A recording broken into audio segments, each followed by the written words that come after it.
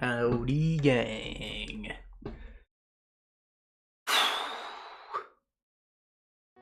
We're ready to double penetration 2.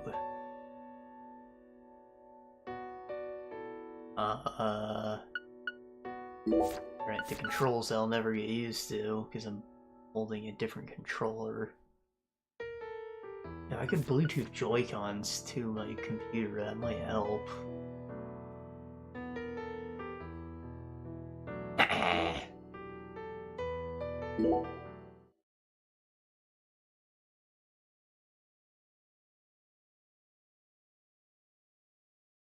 Yucky Corpse Tree, number 12.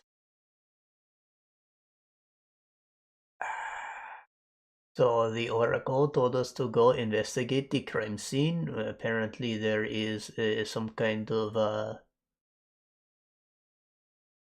ritual site underneath a bridge that we crossed over and somehow didn't notice all the yellow tape and stuff. So we're going there. And we'll probably do another bowling challenge or something later, I don't know. I think we went to the church and there wasn't anything for us there, so we're still trying to figure out how to get that white bead, I think it was. It said that the Dr. Churchman would have it, so wondering why we ain't getting it. Yeah, this is a long loading screen. Something going on.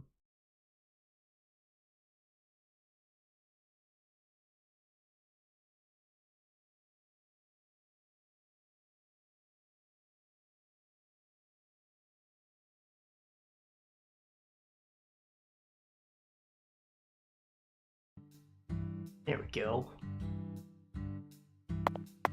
We're also supposed to, like, go investigate the bar, I think, but we have to do that at night.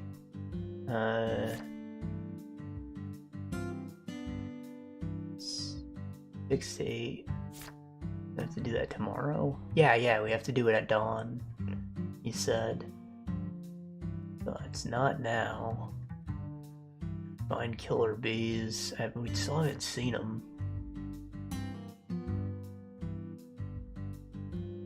Find the doll, which is likely her daughter.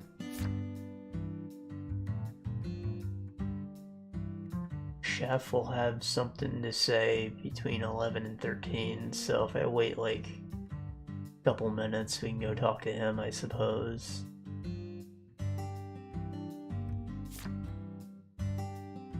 I need to find time.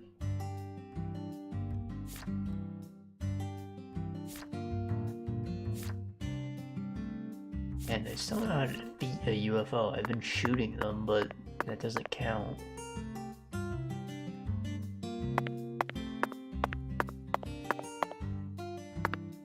She didn't give me a clue for the time, so I don't feel bad about looking that up. Maybe I just should.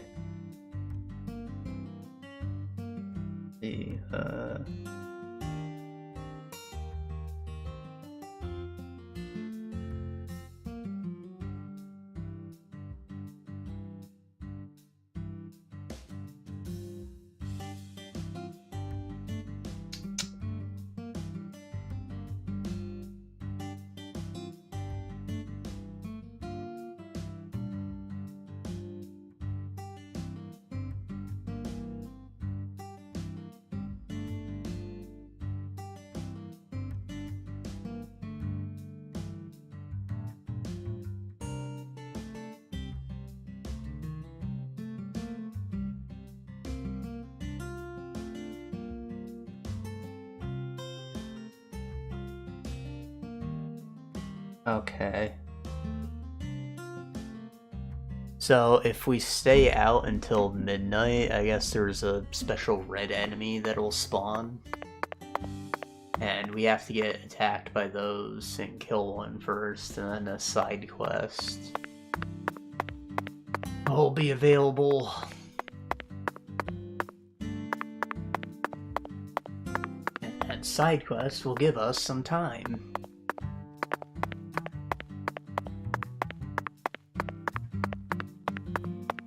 Probably not something I would have ever discovered, like staying out till midnight. Why would I do that?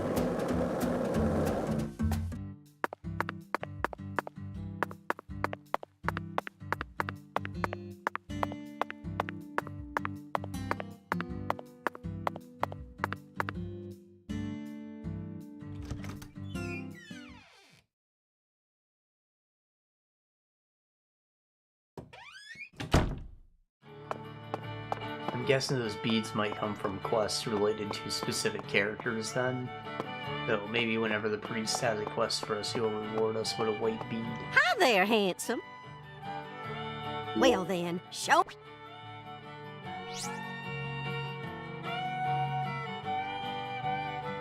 That looks easy. It's not even a split, it's just 3, 6, 10, like the line. Maybe it's a hard shot to land, but it's simple. Oh, I see. And it's not nearly as straight as it is in the image.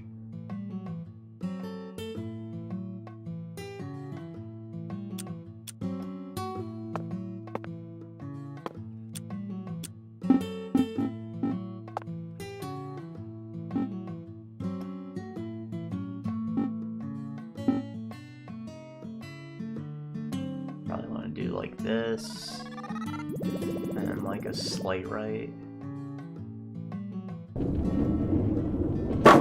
Easy.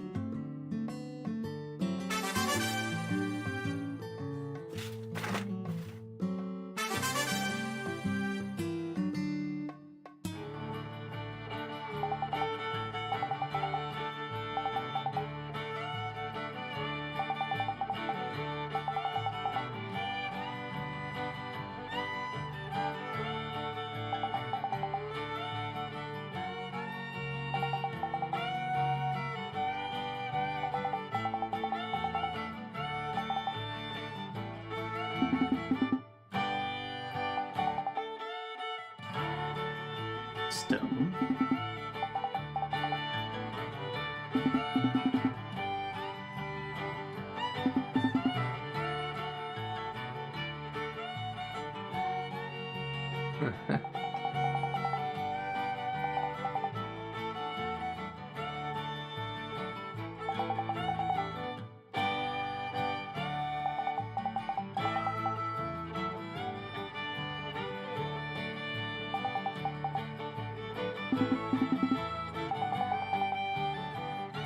Hey, shit, I don't want your damn stone.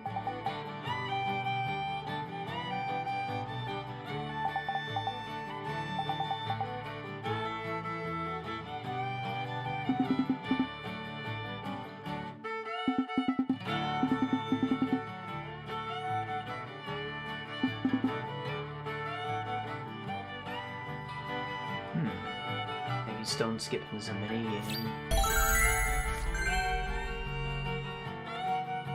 It is, what the hell? Hi there, handsome. How's your day coming? Well then, show.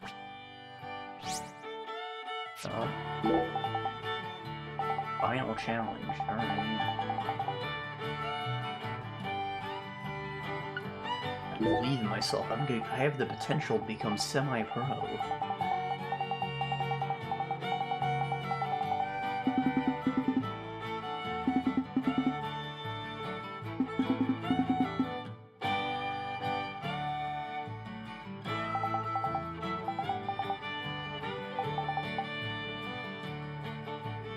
Big 5, 4, 6, 7, 8, and 10.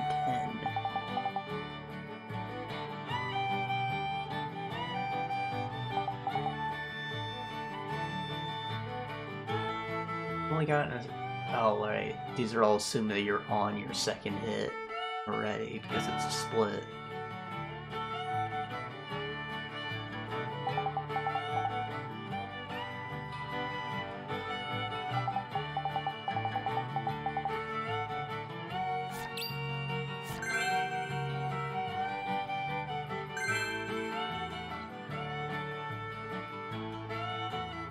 Hi there.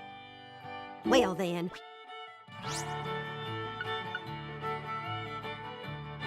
Awakened Adult, level 1.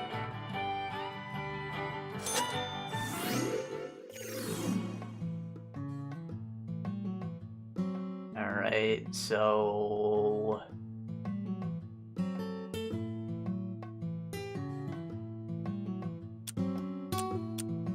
I think if I go straight for like the 6 and 10 and put a left spin on it, it might throw the 6 or the 9 over towards the 4 and 7, which will hopefully knock each other over.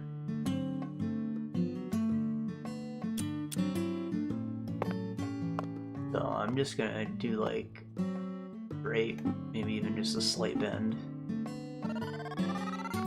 Strong and fast. Oh!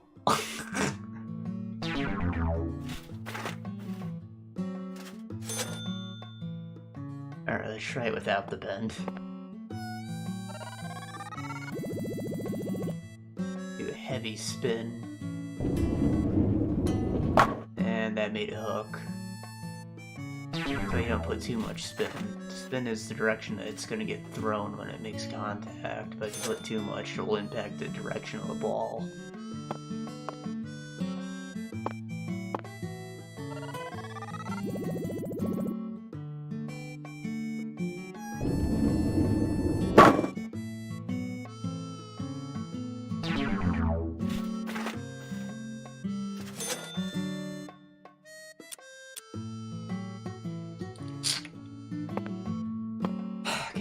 This is gonna be pretty nutso, but if I do something like this,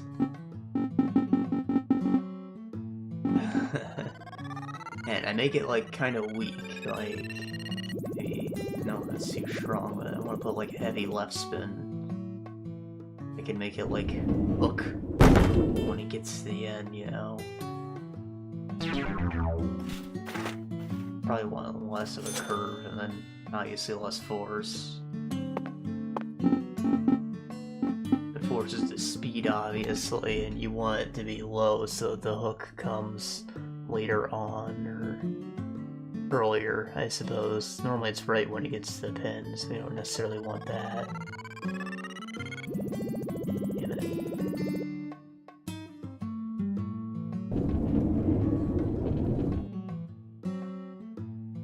Close to what I wanted.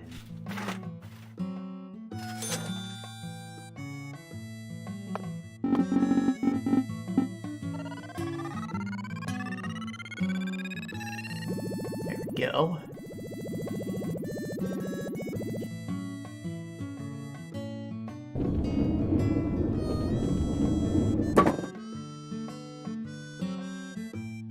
Okay, pulled too early, so we want it more towards the middle. Maybe I even want high force, I don't know, I mean, could be an idiot. That seemed to look pretty good to me. And that's probably a little too much spin. Oh, close.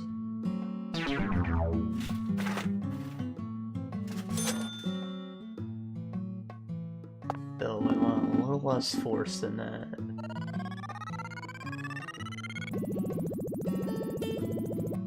Heavy ass spin.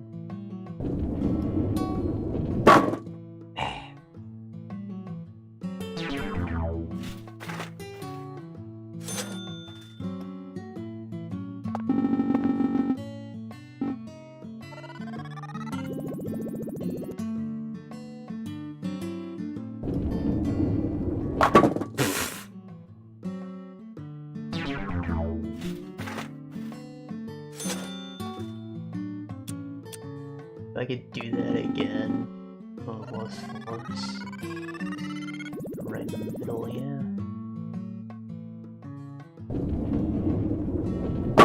Ah.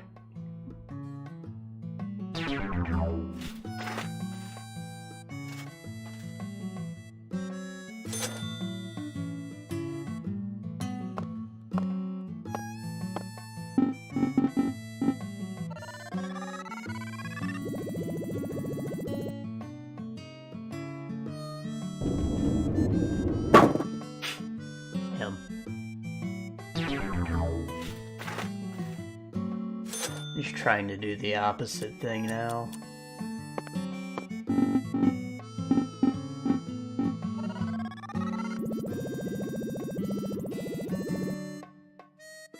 There's actually more targets on the right side if I want to throw those two into them instead. I'm not sure what the weight of the ball impacts. Yeah, let me try something more in the middle. Maybe it'll help.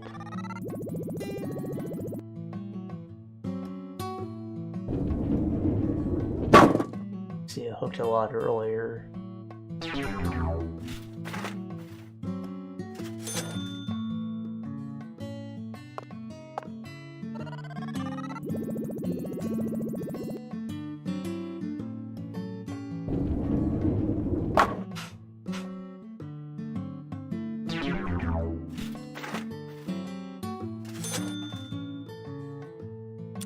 Like 13 pounds. Might be too much spin.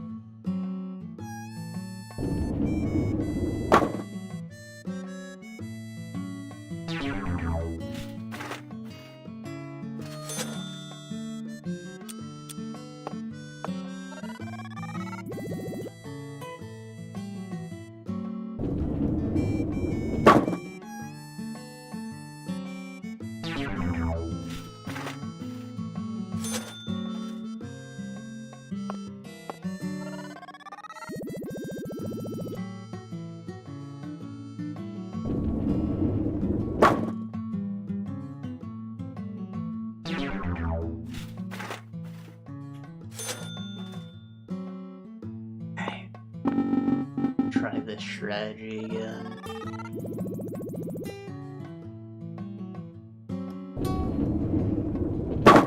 Ah.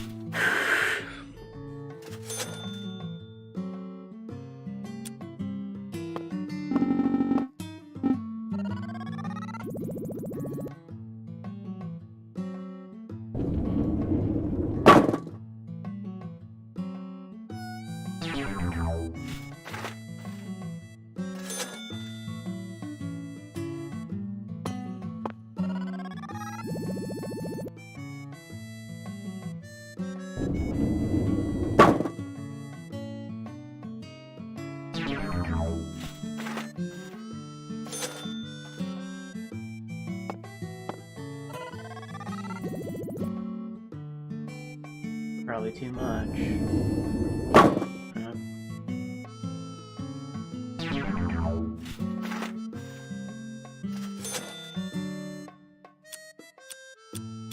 Heavy ball.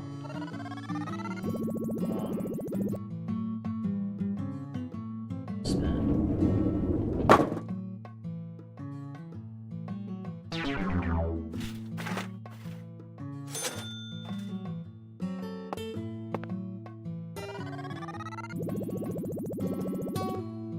Heavy. Bluey.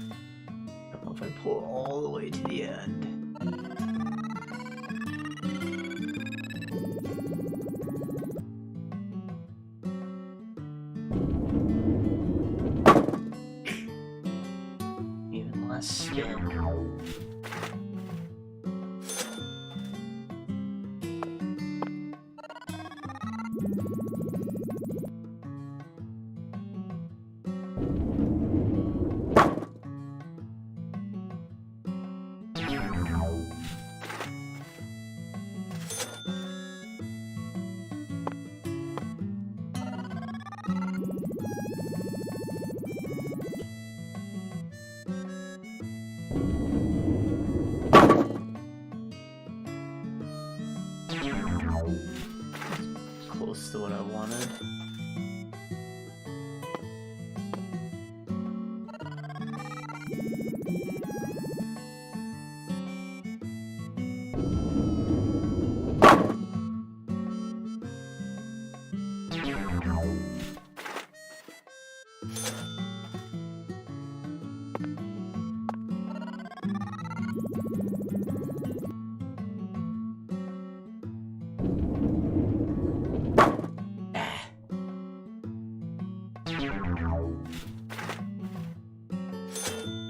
Oh, maybe if I'm starting here, I'd want to spin slightly lefty.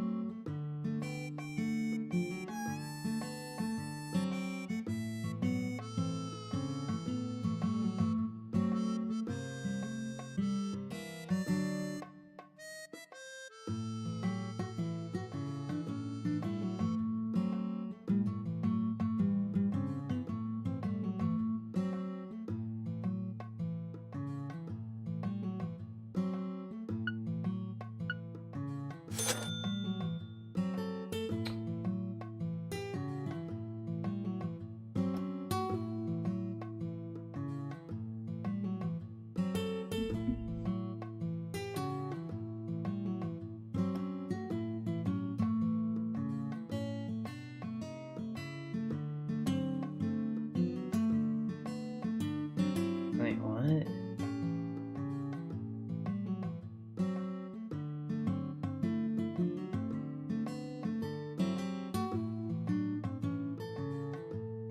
Apparently this is easier if you turn your frame rate down, since the physics will behave differently.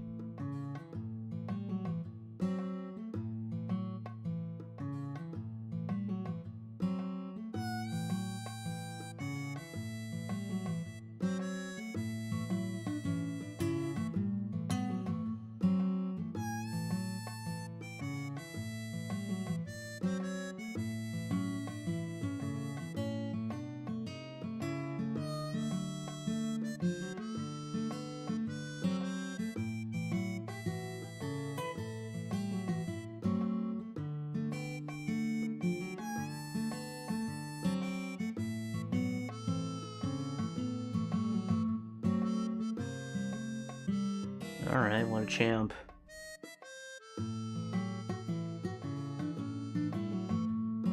Looks like I overthought this. Guy just went right to the end. Wrong and like totally straight. And of course hitting it, the pin just from the side knocks it into the other ones.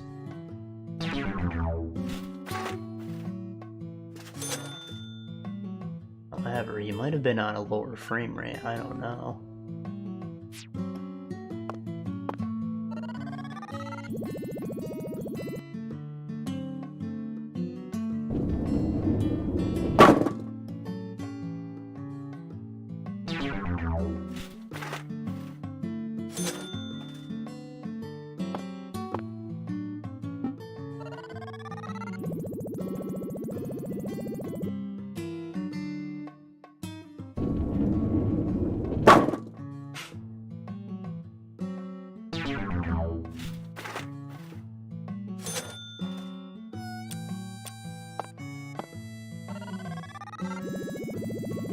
Yeah, so also it just took a lot of tries.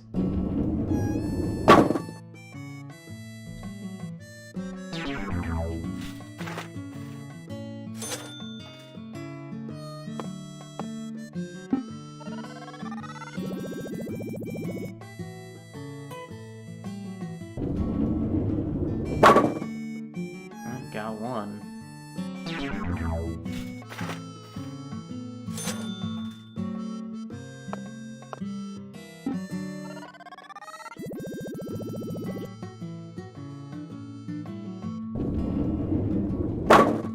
Eh?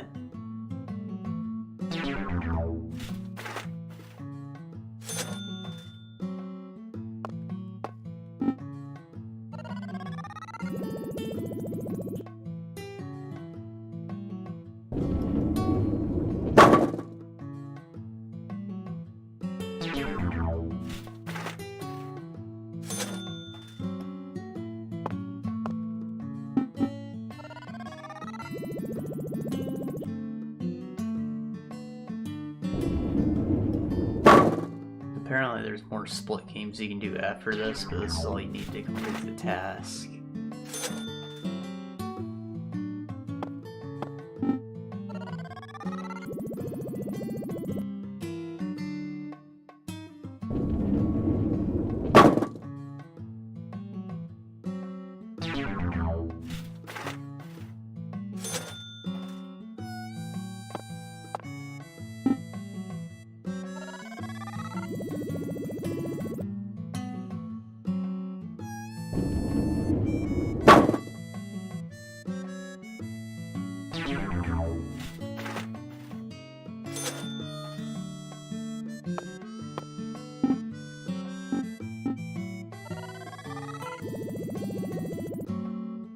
Oh. Oh!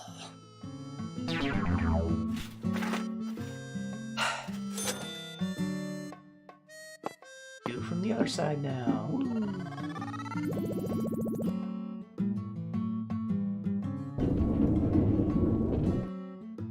Damn. Right to the razor's edge.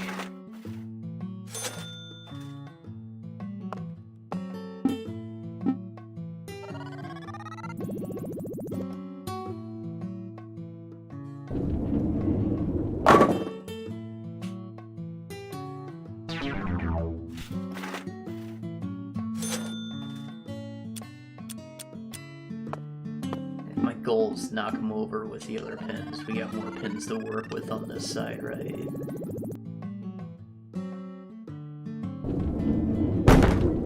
Yup.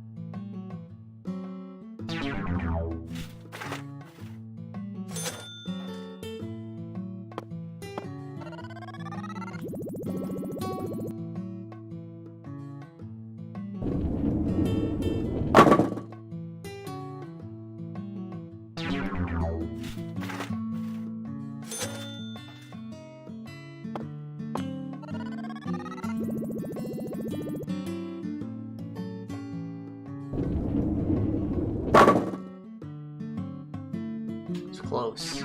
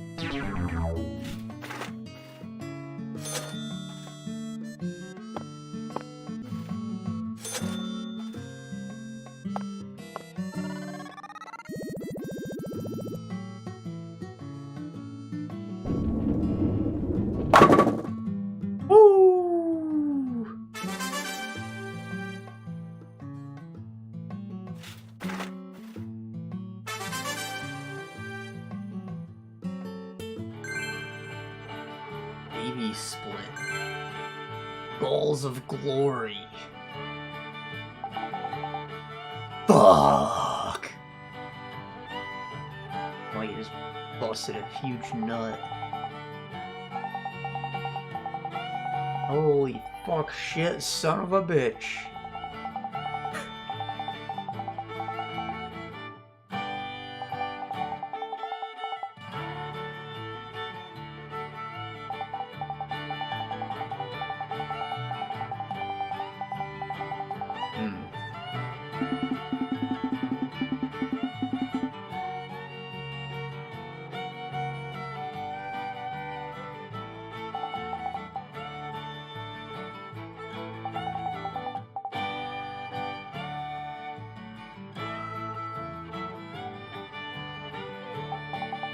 Oh no.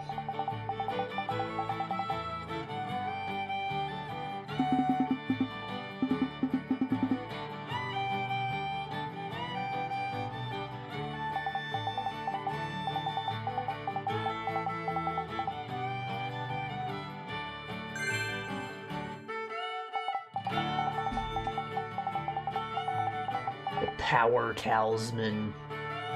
Boost my ball control. Make bowling easier, I guess. The hell?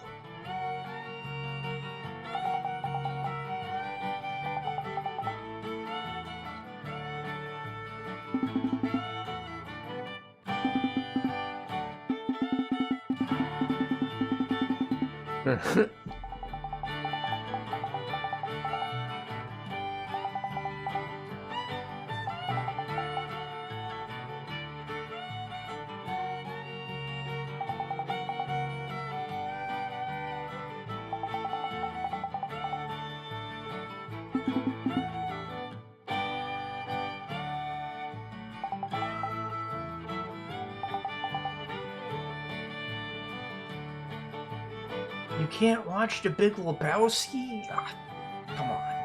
Come on.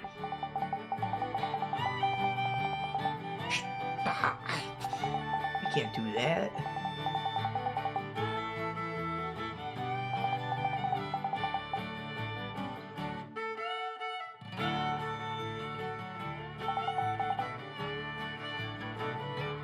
not both? Why can't I like bowling and watch The Big Lebowski?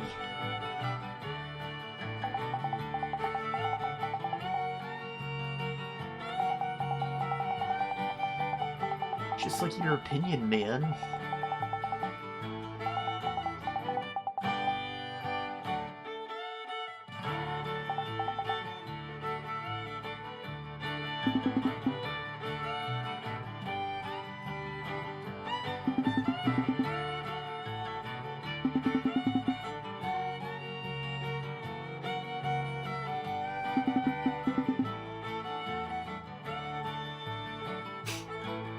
Alright, that rug really brought the whole room together, man.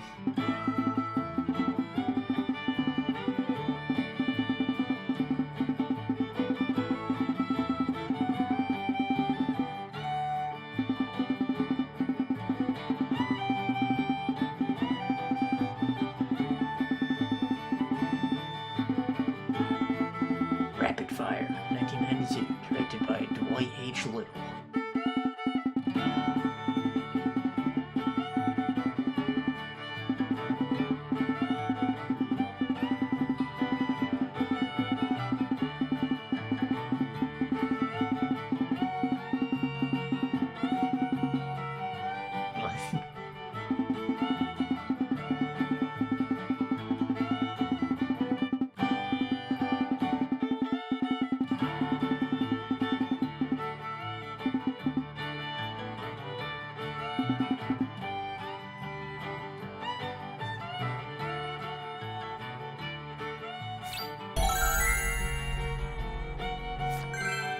He just shoots down the last spin and calls it a strike. Hi there, handsome. Well then, show me what... We've done, like, enough of these right now, but... Man, is that really the hardest one? I just wanted to see what the rewards were. Well then, show... Said that we unlocked other things, like, yeah, there's the baby split, but there was another one we got. Well then, if you'll excuse, one needs to develop a good routine. How long did that take us? Almost a half hour just doing bowling shit. Okay. We did it though. I wasn't expecting to. But I do have the potential to become semi-pro. So you never should have doubted me.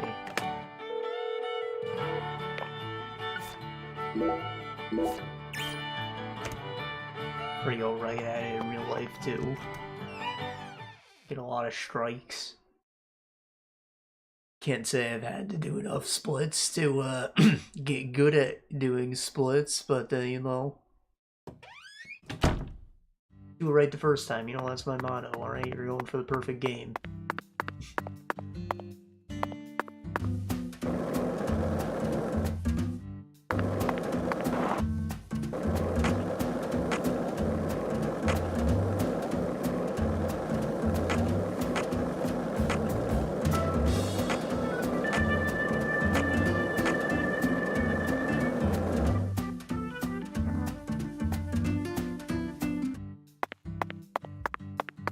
Wait another 5 minutes.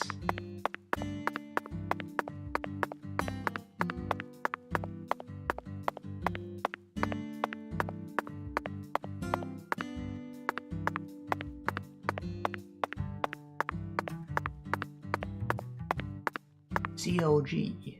Didn't notice you there.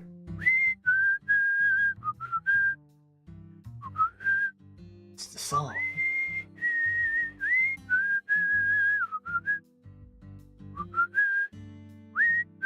That melody always gets stuck in my head. Yes, it's a devilish song, isn't it? Just be quiet.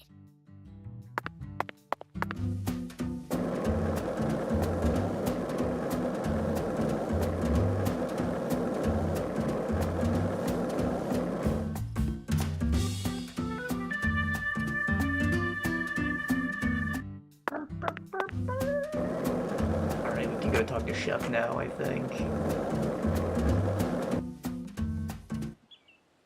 What?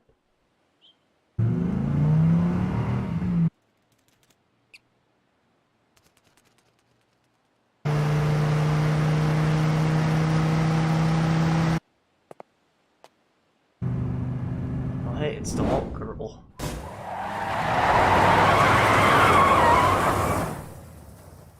Did her car just jump? Hey, you! You're FBI, right? And who might you be? I'm Raven, but around here they call me the Speed Witch.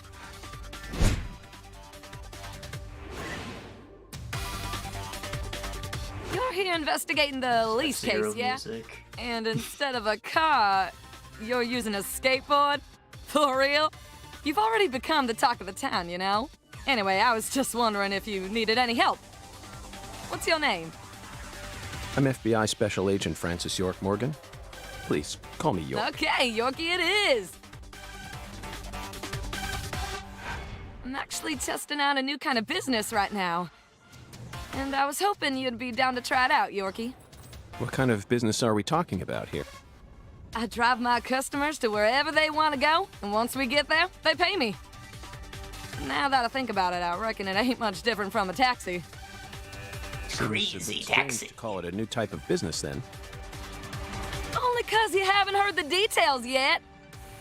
Here, let me explain. I got a feeling that in the future, cell phones are gonna get more advanced. And people are gonna be able to just order taxis from their phones whenever they need to get somewhere. So I'm thinking, hey, why don't I just start a company that instantly sends out drivers to take folks from point A to point B? How? I want to make it so that anyone out there can just register on my site as a driver. I'm talking normal people, not pros. Then once we get a request, we'll just send out the driver who's closest to the customer. It'll be a hell of a lot more convenient than public transportation and faster than any normal taxi company. I'm positive it'll be a big hit. And I'm gonna call it Wyvern. The logo will be a Y and a V. Cool, yeah? Is that legal? Beats me. But if I hire them all as independent contractors, I reckon it'll work out. See, that means each driver and customer will be bound by their own private agreements. My company will just provide them with a platform to hook up. Squeaky clean, right? Shady. That is how Now, it works. here comes the fun part. I want to help you get around while you're in our town, Yorkie. For a fee, of course. Keep an eye out for my balloons. Whenever you see one in town, give me a whistle and I'll be there. Why not invite me to use your site, then? Why are you out here driving around? I'm still experimenting with this business model. My site isn't open yet, and I'm still trying to figure out what sort of fees will work best. So I decided to go find myself a customer to get a feel for how things will really go. Well, wanna ride? Zach, that was quite the spiel, wasn't it? This seems like little more than a scheme to make some pocket change from carpooling. What's new about that? Although it will be a bit hard for us to keep investigating here for days with nothing but a skateboard. What do you think? Should we accept her offer?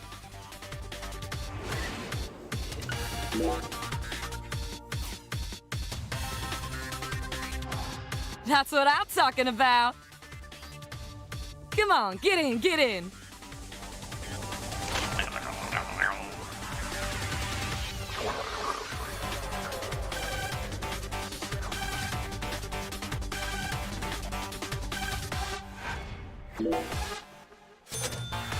Take me up the road.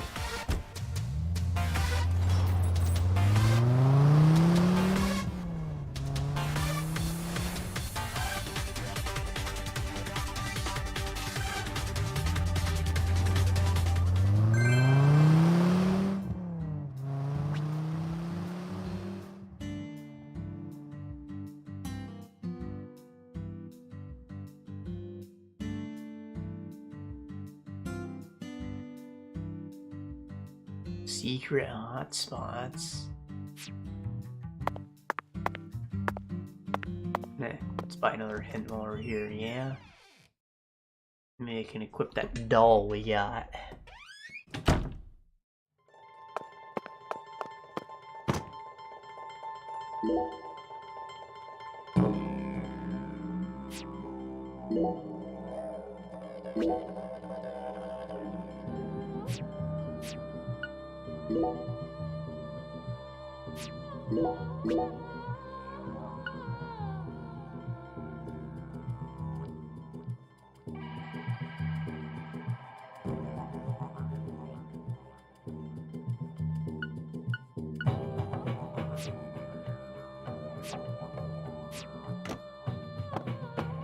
Mihalama.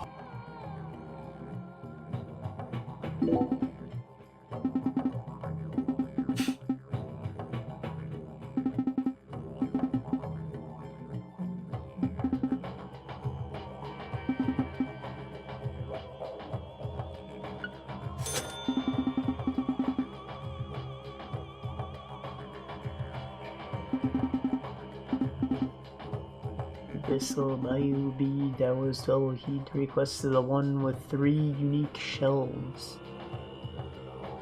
I gotta do a quest for someone with 3 shells. I don't know what that means. All I know is that I have the potential to become semi-pro at bowling, so, you know, kind of a big deal. Kind of above looking for these old baby beach trips.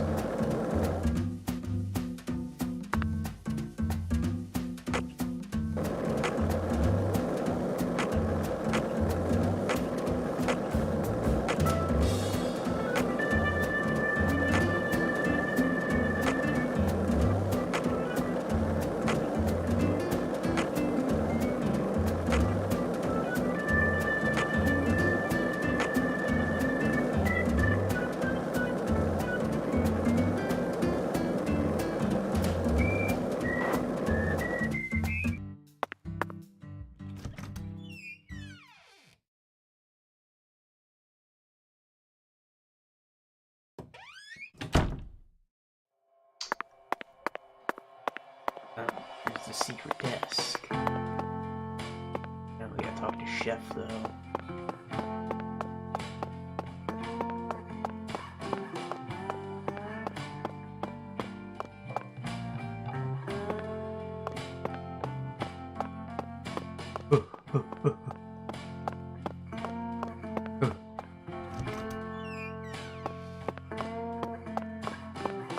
Hello there, mister. Need something?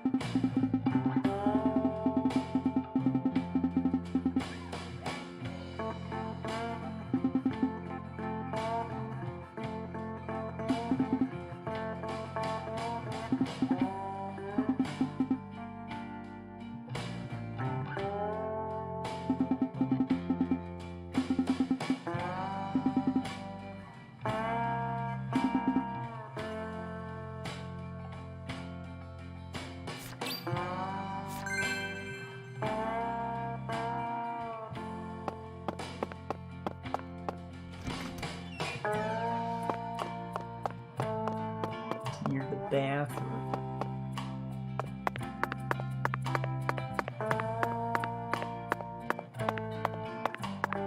The bathroom? Yeah.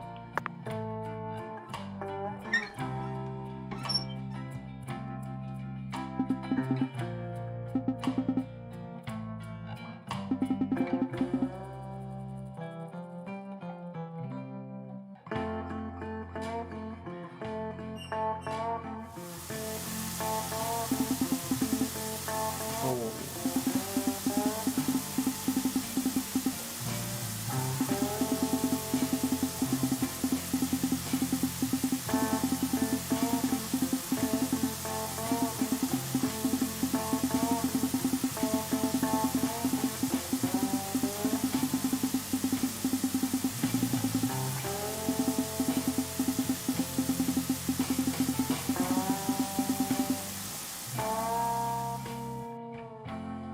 Alright, apparently water pressure is important.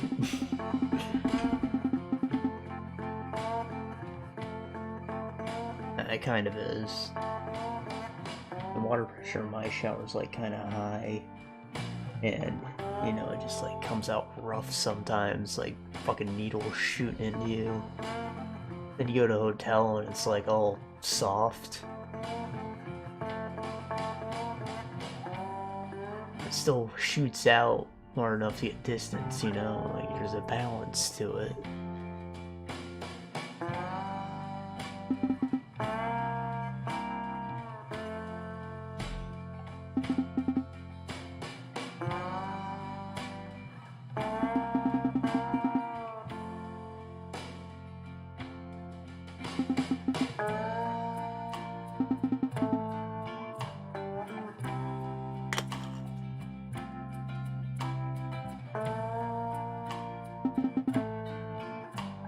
We got a bead.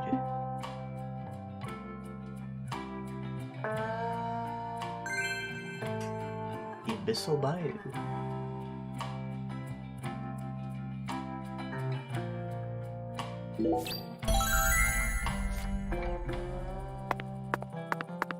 It's the one I just took a hint for, but I didn't think it was for that. Oh well. Well, I've gathered we will get our beads from doing side quests, since we don't really need to pay for hints. Unless we happen to not find side quests.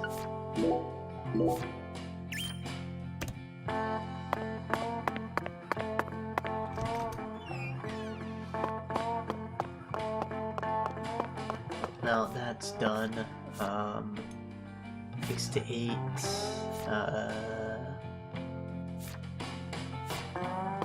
Need to go out at night. Let's take a quick rest.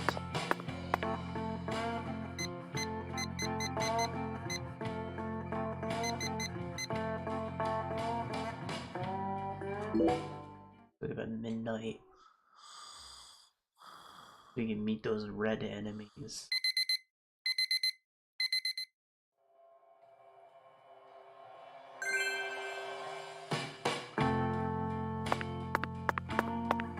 Oh boy.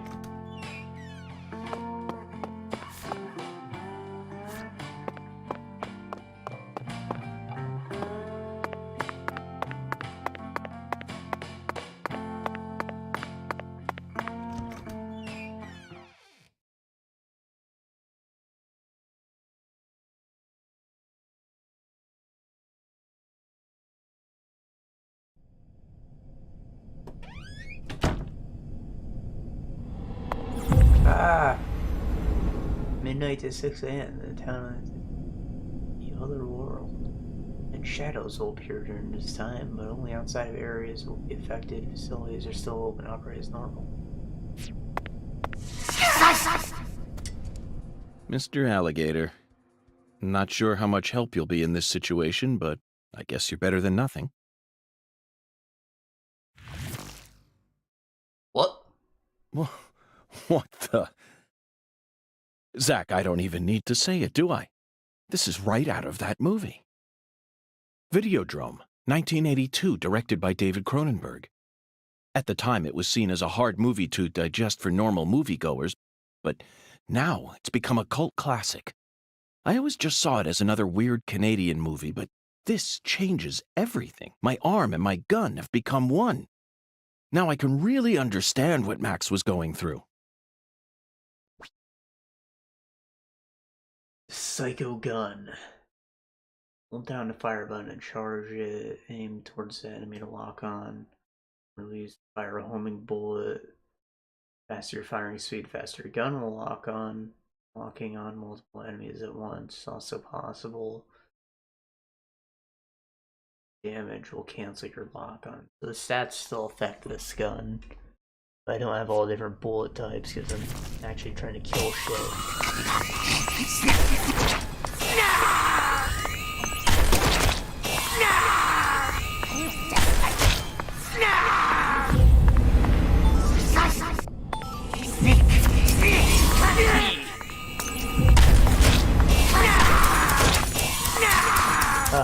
fuck?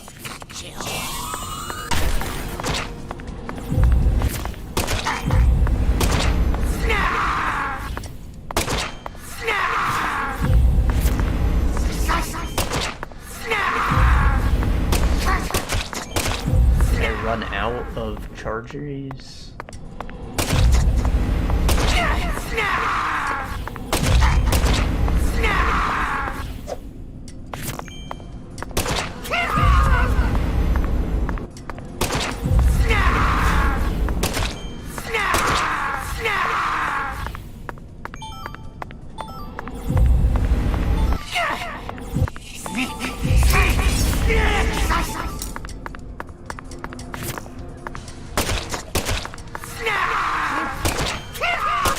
These guys just spawn endlessly or what?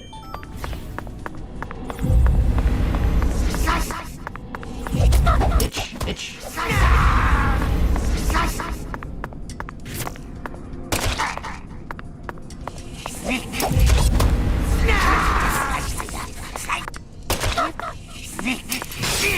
Sneak.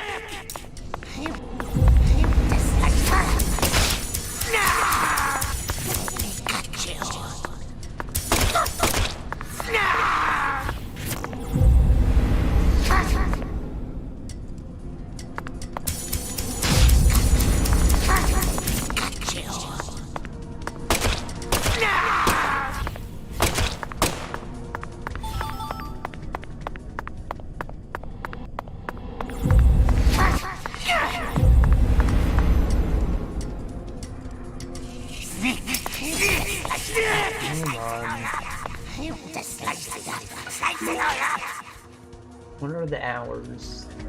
5 p.m. to 6 a.m. So I can't go to the Owl's Nest, which is where I want to go, so let's set up a waypoint and get running because these guys just keep spawning.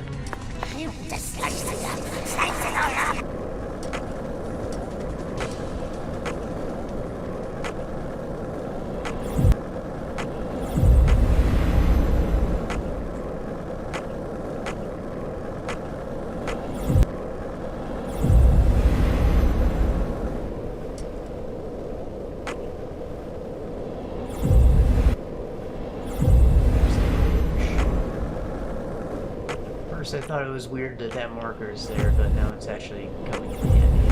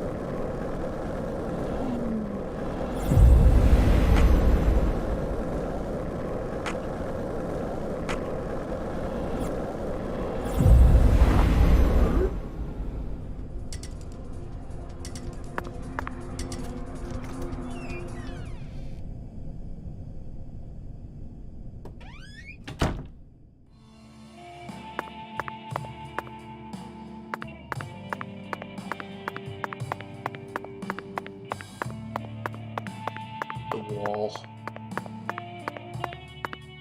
That's something.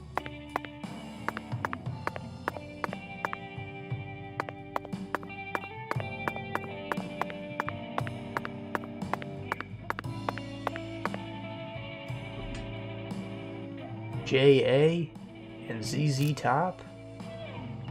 I don't know who JA is, but they gotta be good if they're opening for them.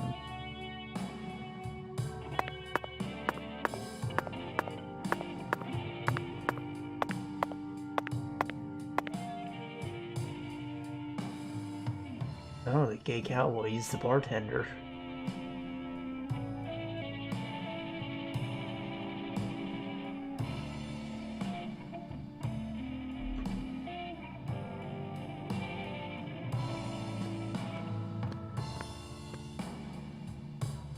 Got a minute? I'm the bartender here. I ain't gonna stop you from talking to me.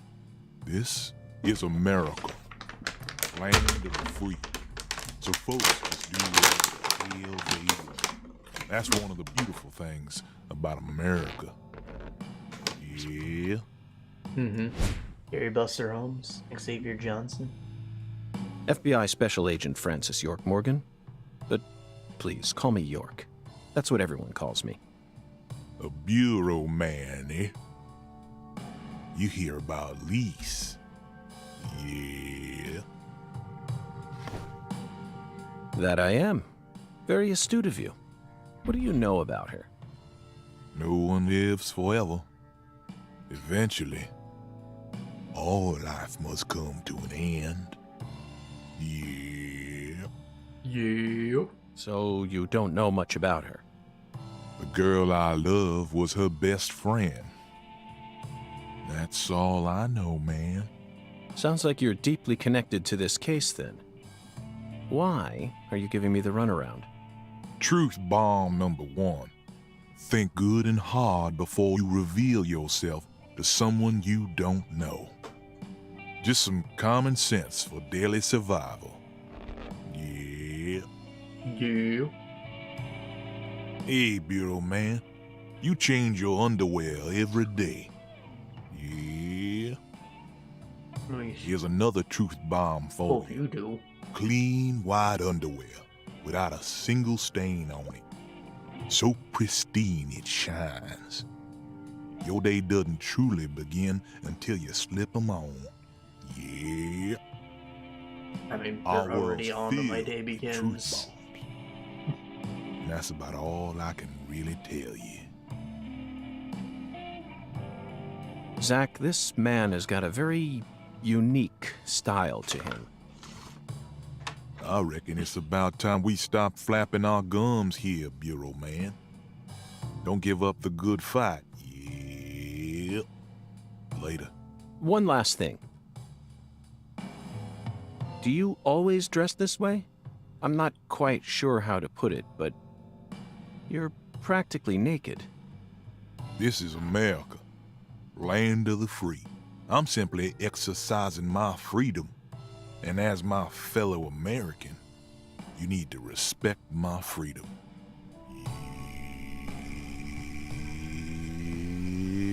Yeah. Yep. Alright, so like tidy whities. Does anybody actually like them? They look like diapers. They're not very stylish. They're white, so like if you've got a sweaty asshole or you know, maybe you didn't wipe so well, it's gonna show. I always think that the ball sack looks weird in them. And you know, I know that like the gay dudes, they like to wear like the more panty-like design because it shows off their butt cheeks, but typically they go for actual women's underwear because the tidy whities still like cup your whole ass, you know. So it's not even good for that. Like, does anybody actually wear these anymore? I know most people prefer the boxer briefs.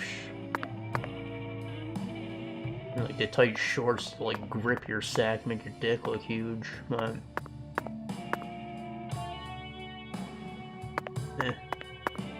I prefer the shorts.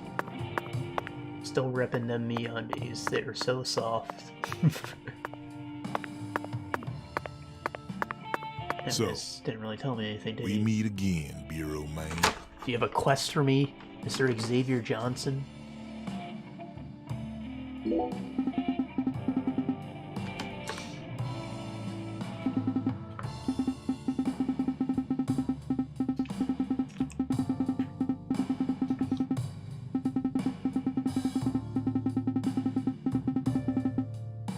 Uh-huh.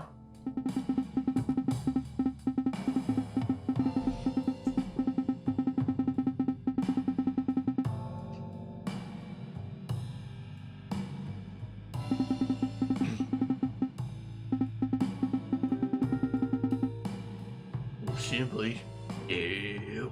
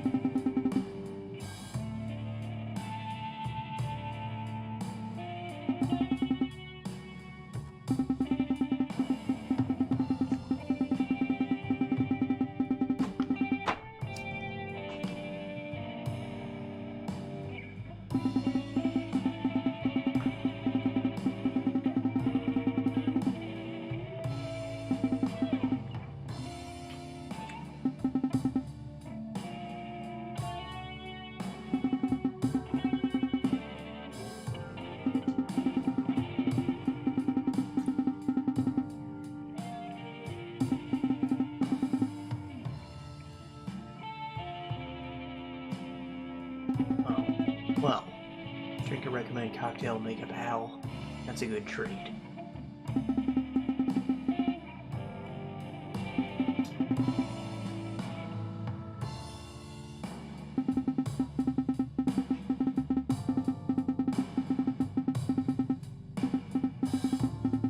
Bartender threatening me with friendship so I buy more drinks.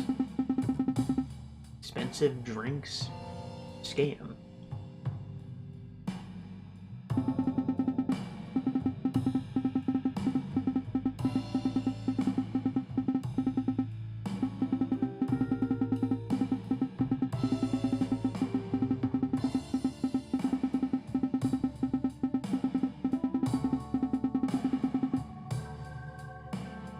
Yeah, that's how it be.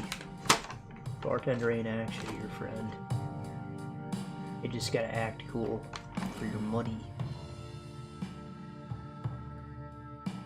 But they ain't gonna hang out with you outside the bar. And what do you do with your friends anyways? You go to the bar, right? That's the excuse they'll tell you.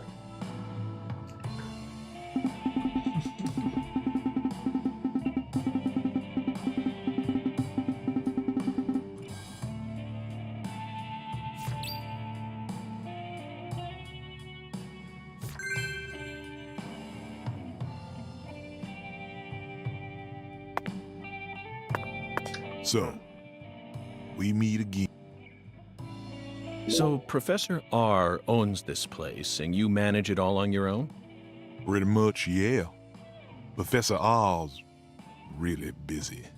What sort of relationship do you have with her? You interrogating me, Bureau man? Is that Professor R over there? The fucking Yorha unit Lady Gaga thing? Professor R is my boss. I'm her employee. End of story. What's your job? Bartenders make drinks and serve them. Yeah. Yep. No special drugs on some secret menu? Louisiana's got music.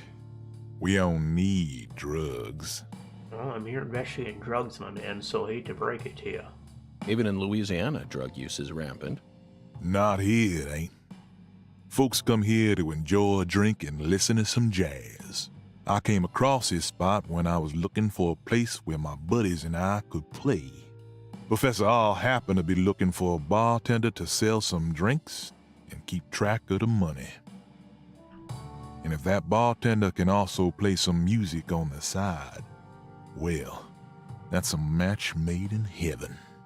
It's just one big truth bomb, Bureau man. Irrefutable. Yeah.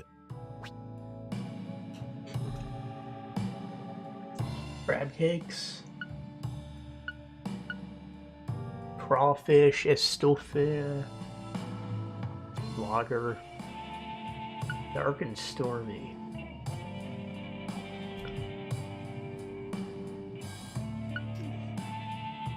And Trinidad sour. Angostura, lemon juice, almond syrup, and whiskey. Rum and ginger ale.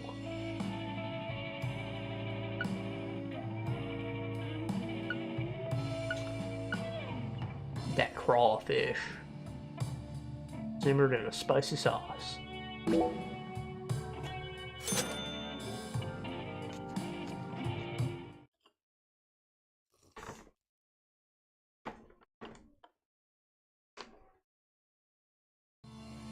Now you're a man that can hold his liquor, Bureau man. You know, you remind me of someone. Who? A historical figure from another country. Oh? Well, I'd certainly like to hear about him. Michelangelo Buonarroti, the Italian sculptor. What? You know of his work? The Pietà, David, Laocoon and his sons. If I listed everything, we'd be here all day. He's famous for his sculpting work, but he was also a fantastic painter. Was he? I know all the big paintings are like... Those are Da Vinci. The Sistine Chapel ceiling is definitely one of his best. It's on a whole nother level. Oh. Alright, that's one that I thought was Da Vinci. Wish it was Michelangelo. They are both Italian. Yeah. I completely agree with you, bartender. But why did you bring up Michelangelo? When Michelangelo painted that ceiling, he did it standing up, looking towards the heavens. For 4 long years. Little by little. Yeah, it was probably fucking killer on his neck, man. And his arms, like, you have to hold it up to go... Like a domed ceiling, you know? It's not like you can just... pull back and work from the side or anything. No. The ultimate task a single human can achieve over a period of 4 didn't have an electric years. lift either. It truly is a masterpiece, worth every compliment. But why do I remind you of Michelangelo? Bureau man. What are you in such a hurry for? All right. What I've been trying to say is, I bet it was a real pain in the ass to draw that whole thing. And your job is a pain in the ass too. Yeah. yeah, I guess you could say that. Well, there you have it. Both work pain in the ass job. Have what? Just another truth bomb. Zach, he really got the jump on us back there. After all that dramatic build-up, I never expected him to reach such a vapid conclusion. Perhaps he's nothing but atmosphere. I'm completely outmatched, that's for sure. I could never hope to exude as much sheer atmosphere as that man, especially during such pointless conversations. So, Nothing but atmosphere. sometimes They call me the folks world. feel like drinking. One more truth bomb for you. Yeah. Or shit. Vince McMahon's character just get arrested for like human trafficking stuff. Probably don't want to have that title anymore, do I? Alright, nobody's ever called me the world, I promise.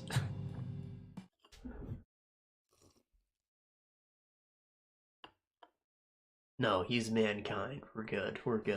I take it You'll back, be back. alright. Yeah, Bureau man. Cujo. Remember, live jazz on the weekends. Yeah. Intoxication, unlike real life, icons will appear when you're... Well, things definitely appear when you're intoxicated, dog. Tipsy and dead drunk. This should hamper your progress, make it hard for you to keep investigating, so remember to bring items that can sober you up. Why would I ever drink?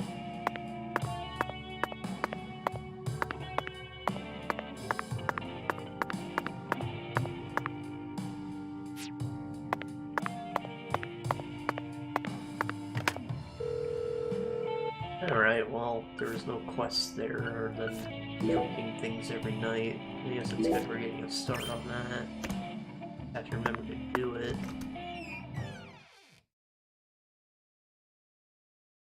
Now we can go sleep till, sunrise.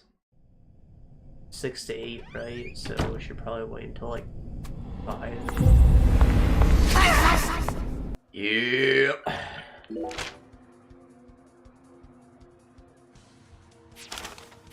Apple pen.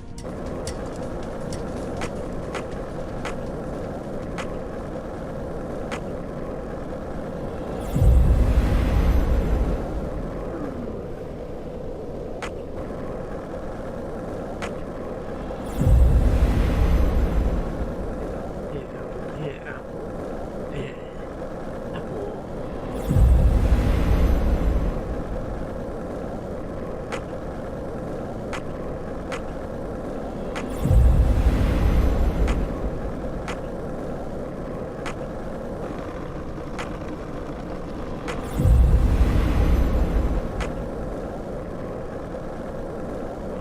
shiny. Boy. Got some air there.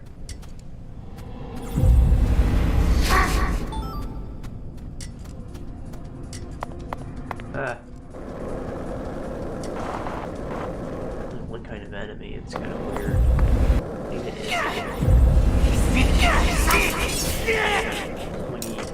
pointy arm jester.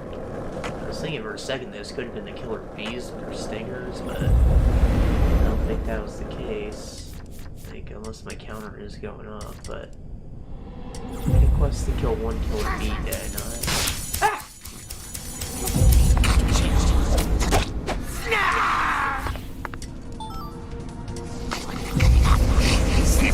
Piano? Is that what it's called?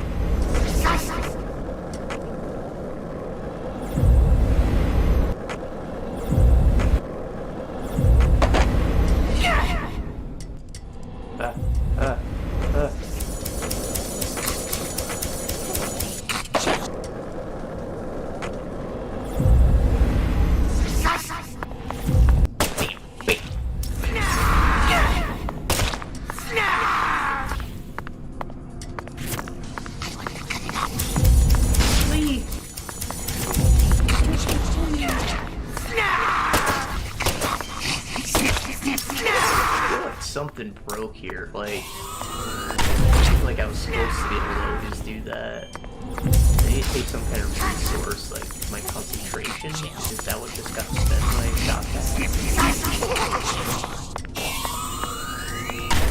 Yeah, it takes concentration. Oh. The orbs did damage. I guess I'm looking at a crowd of guys, I should use this. You guys need to do big damage.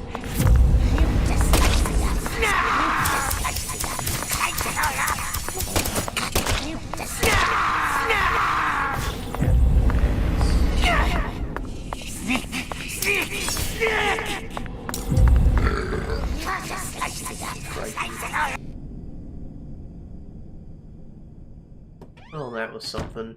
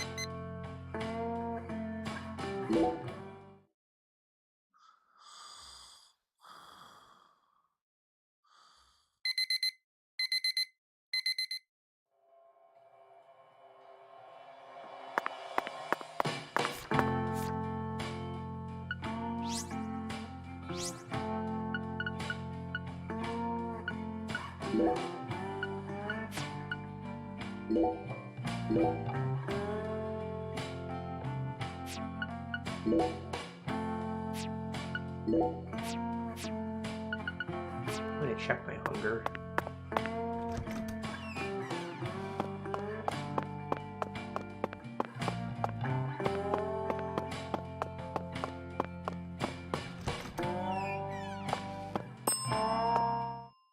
Now that's what I'm talking about. You can't get fine eating like this at any of those, so make sure you...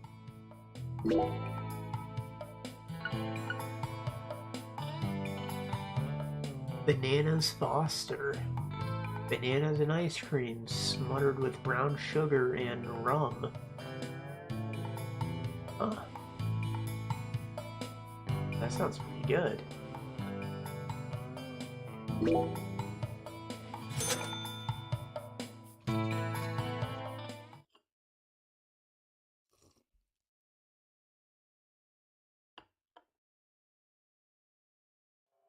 Thanks, mister. Next time you get a hankering for old-time Creole food...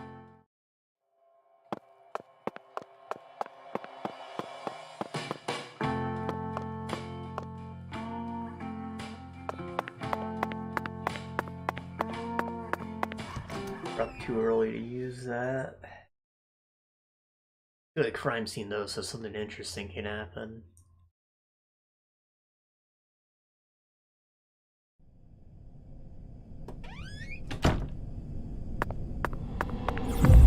Ah.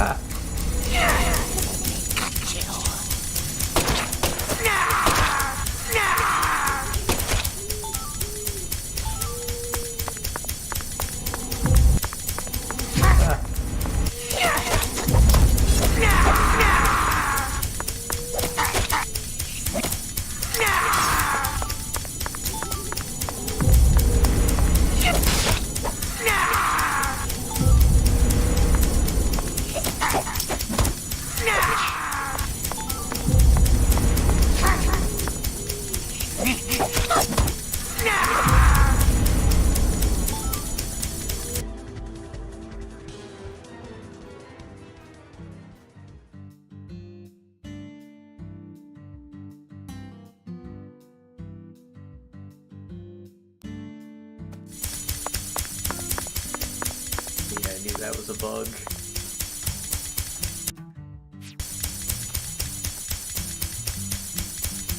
Hopefully going into the load zone will fix it. Pretty well hidden, actually. Red seeds.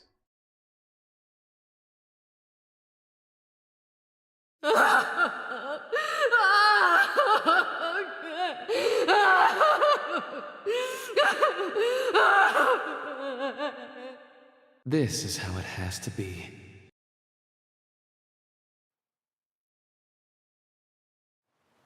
Why did the perpetrator decide to enshrine Lisa's body here?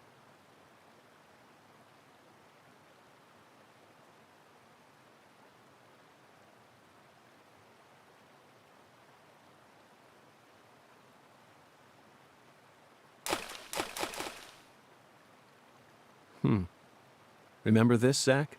Stone skipping. We did it all the time when we were kids. For some reason, I could never beat you. But I feel like I've got what it takes to win now.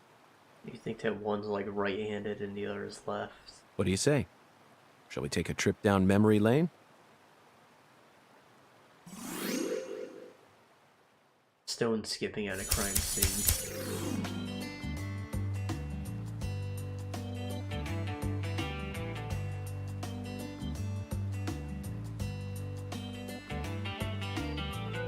After tossing a stone, press B at the right time to increase the distance as it flies. Each stone skipping point has its own unique course, so given what do you mean unique course? Do I drive the stone?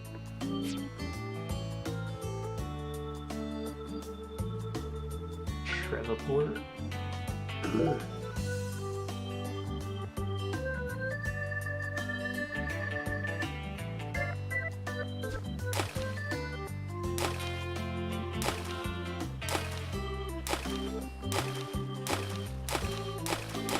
Ah.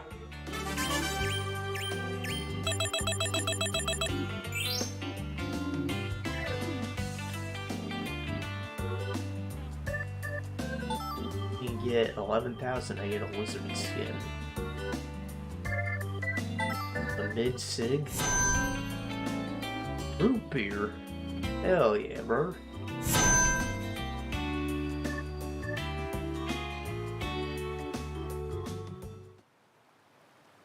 Not bad, Zach. That was just as fun as when we were kids. Hey, what's that? No wonder the word Mississippi means father of waters. It has the power to carry boats down the tiniest of tributaries. It's one of the prime symbols of America's majesty and the vitality of the human race. Now about that boat. What sort of cargo would give it such a deep draft? What else do you see, Zach? I saw it clearly, if only for a second. The dragonfly crest. This town never wants to stop reminding us about the Clarksons.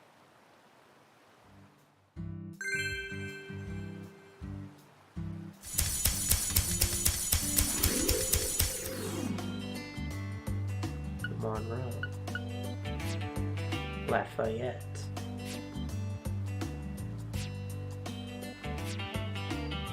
Baton Rouge. Why can't I just pick these from a damn list? With the Lafayette.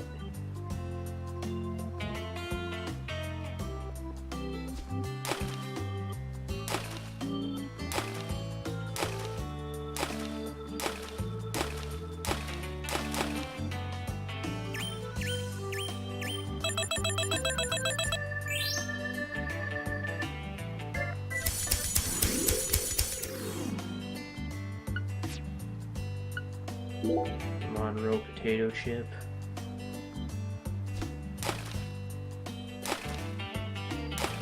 This one can jump.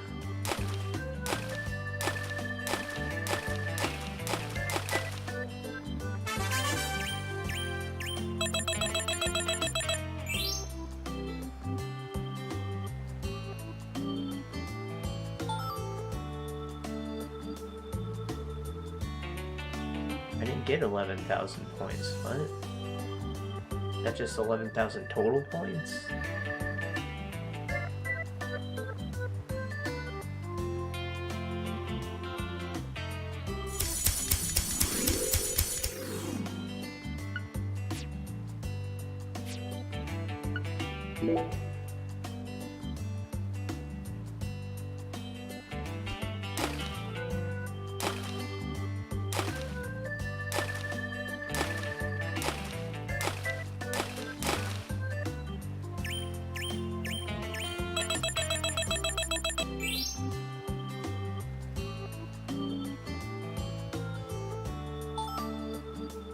Doll.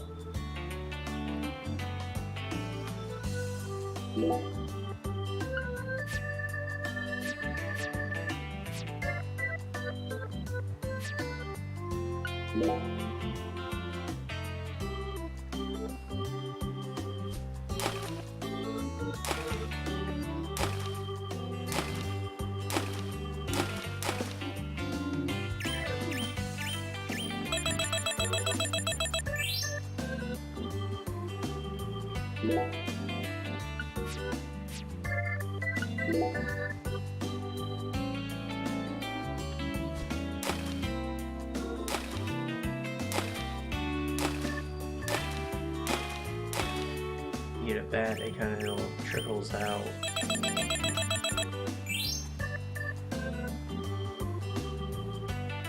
So, cool, the blue one is better. But it always seems like I hit good when I hit it at the last moment. Like, how do I determine when it's best to hit it?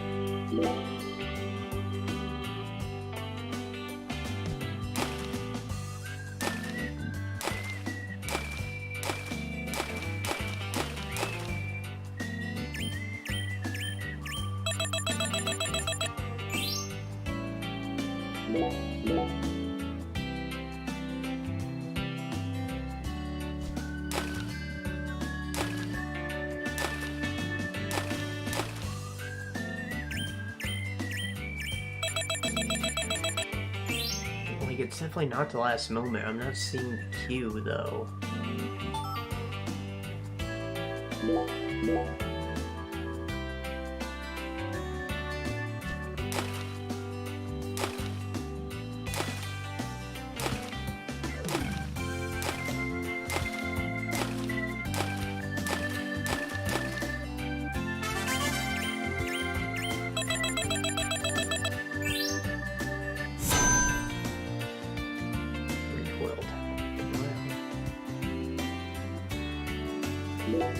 I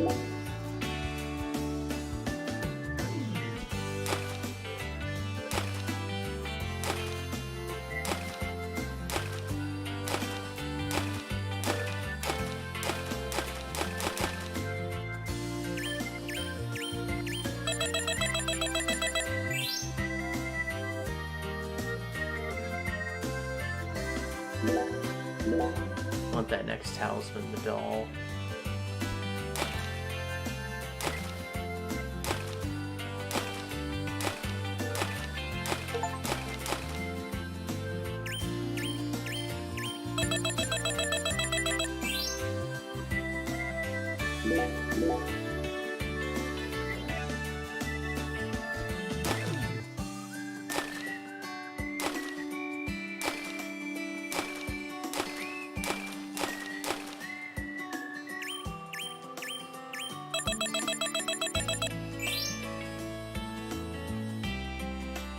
Rapid fire necklace.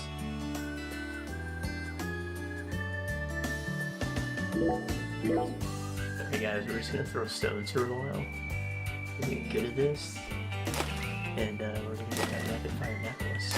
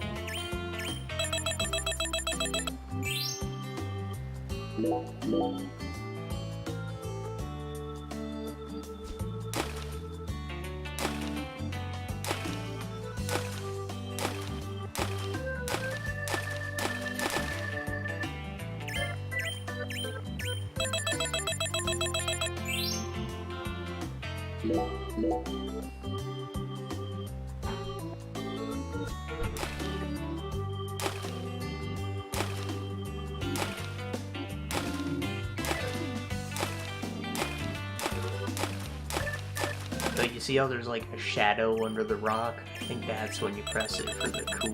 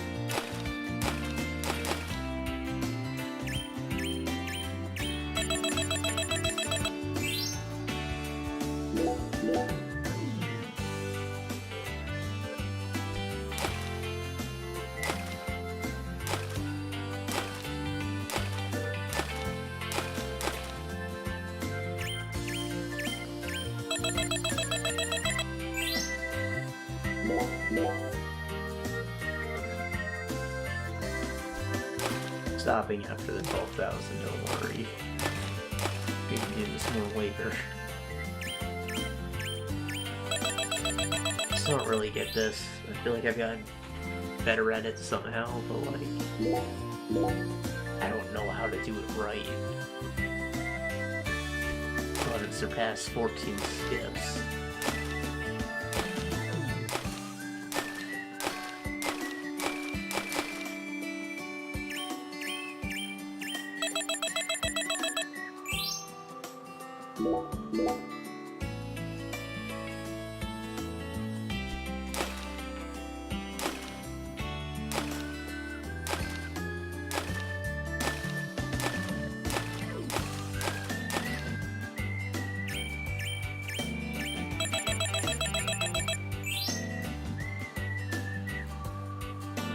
Rapid Fire Echoes level 3!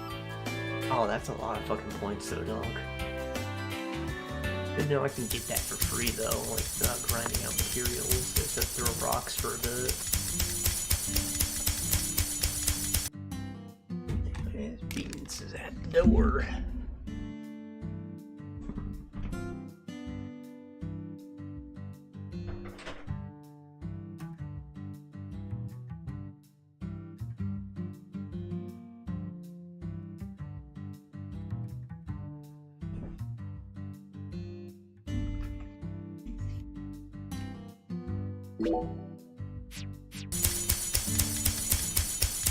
Hey, Zach. Do you remember the Oracle? It's not gonna stop. When the sun awakens, catch the tip of the baby bear's tail at the false altar. Look at that skull. And the entrance to the other world will reveal itself to you. In other words, we need to go to where Lise was found and look north at dawn. I wonder what we'll see.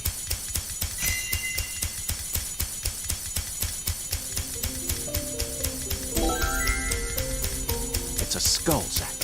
As clear as day. That's the spot. The barrier between our world and the other world. One might call it a singularity. Wow. It's the most obvious thing.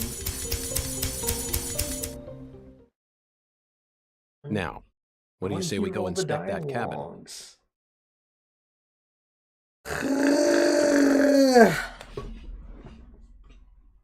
Why did you leave me behind? You're not supposed to investigate without me. Oh, but sure. Oh, I'm sorry, Patty. You just missed a special moment. What moment? The sugarcane plantation? So what? You can't see it? All I see is the Clarkson's plantation and that gross silo. There you have it, Zach. Patty, Zach and I will take it from here. In the meantime, you need to head home and wait for us. Wait at home? Alone? Yes, but only for a while. Once I make some progress, I'll contact you again. Hey, hold on. Also, would you mind telling Melvin that I'm heading to the sugarcane plantation?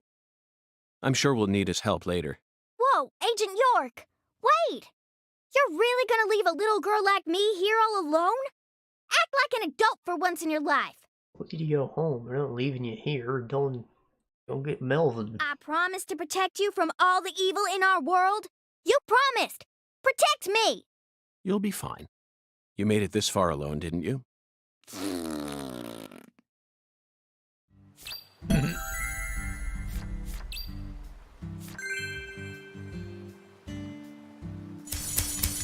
It's still fucking going.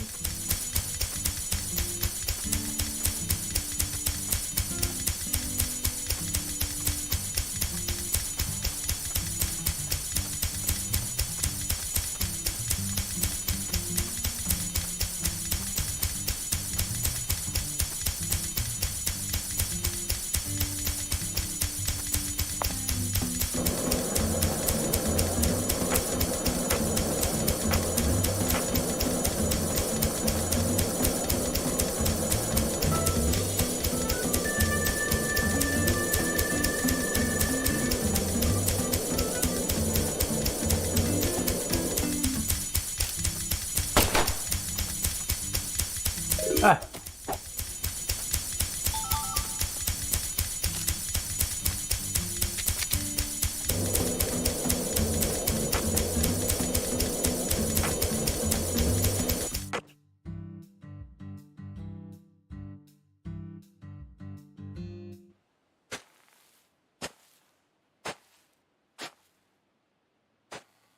Look, Zach. We're about to encounter a new character. Why is he so shiny? Oh, damn it. I know I saw her go inside, but it's empty. The hell's going on here? You won't be able to find the other world. What the... Who in the hell are you? What are you doing on our plantation? I'd like to ask you the same. Well, Hey, shut up. This ain't got nothing to do with you. I see. Well, if you don't want to tell me, then I have no choice but to guess. You just said this is our plantation. I assume that means you're a member of the Clarkson family, and you're here looking for someone. If there's a search being conducted on Clarkson property, it must be a search for Galena Clarkson, who's gone missing. Judging from the way you speak, your age, and most of all the color of your eyes, you must be Danny Clarkson, the father of the victim, Galena's husband, and the manager of the cold storage warehouse. Nice to meet you. I'm FBI Special Agent Francis York Morgan. I'm here investigating the Lise Clarkson case. Oh, and just call me York. That's what everyone's always called me. You think I give a shit? You better watch your mouth or I'm liable to whoop your goddamn ass. Your daughter was taken from you, and now your wife has gone missing. No words can describe what you're going through. I imagine you're doing everything you can, searching every last nook and cranny all over town, but, Danny, listen to me. It won't get you anywhere. No matter how hard you search, you'll never find them. The fuck is with you? You want to throw down with a Clarkson? Absolutely not. I simply wish to solve this case. Then hurry up and investigate, goddammit. I am. That's why I'm here. The Oracle told me there's something in this spot. Oracle? That's right. Zach and I are following oracles given to us by a skeletal gentleman. If you wish to find the person who killed your daughter, you should cooperate. I imagine that not even the Clarksons want to start a feud with a federal power. I've had enough of your bullshit. Why's everyone and their mother been pissing in my ear today, huh? Shit! Does this mean you're ready to cooperate? May I enter the building? Do whatever you want. If you think you can mess with the Clarksons, you got another thing coming.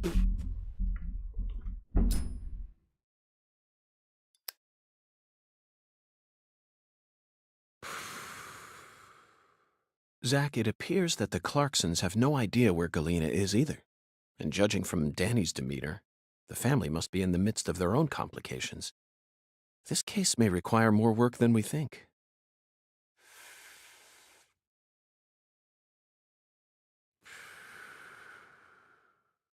Zach, Danny married into this family, didn't he? Yet he's acting like he's a full-blooded Clarkson. I'm surprised, really. That was the most unexpected aspect of our encounter. After all, he's only the son-in-law. What do you think, Zach? No, he's acting like that to get the fire like him, or perhaps he married his cousin.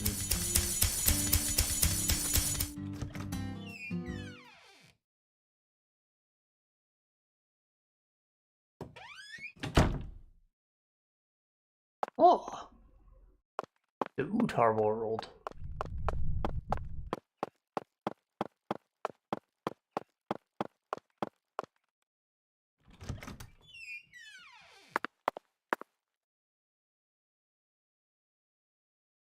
Who fucking rebagged the trash can?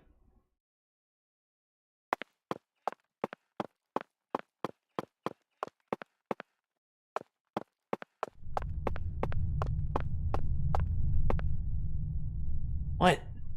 This is it, Zach. Ow. A deadly premonition. You know, for some reason I'm getting butterflies. How about you? It's time we went and saw this other world for ourselves.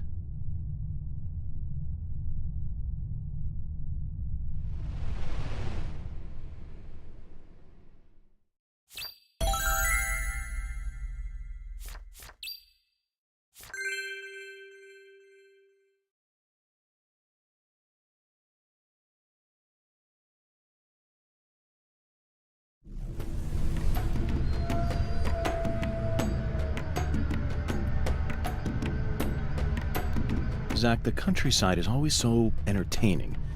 It has far more stimuli to offer than the big city.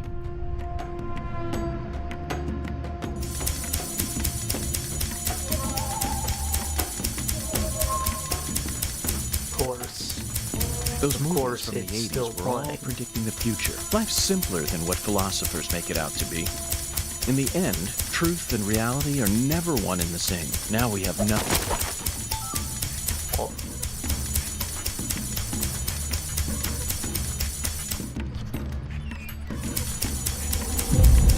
and like get back to the main menu.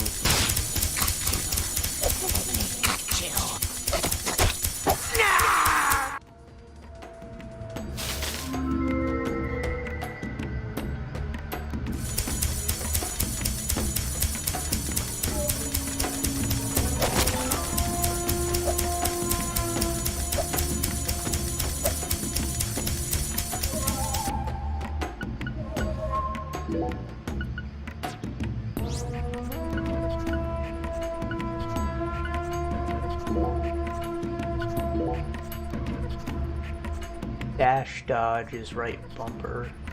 Okay.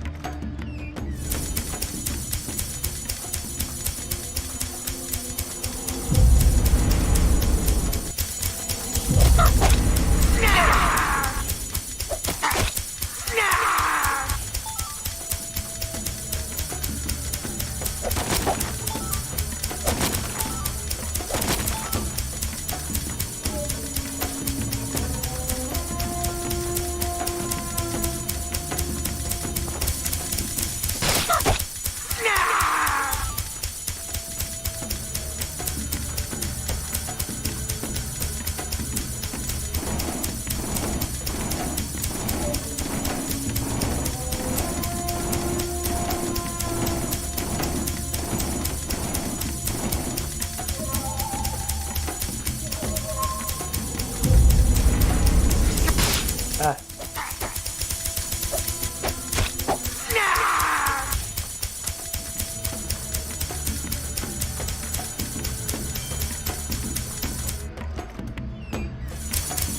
Ah.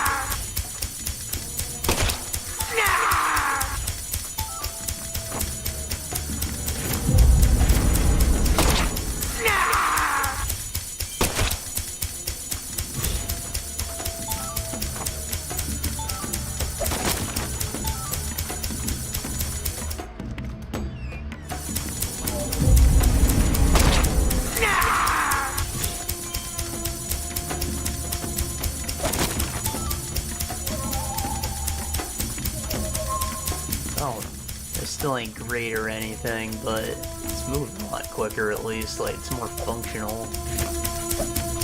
That's how you dodge. And the aiming isn't weird, you know, it's got basic aiming that I like. Not stand still and point at shit.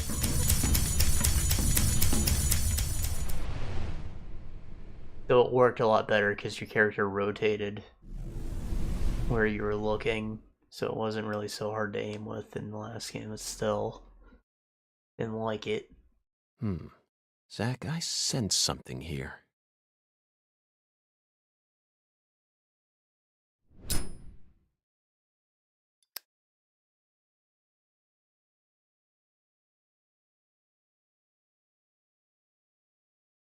The hell's going on there? Lise was murdered here.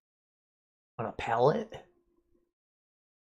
Let's take a closer look and find out exactly what went on.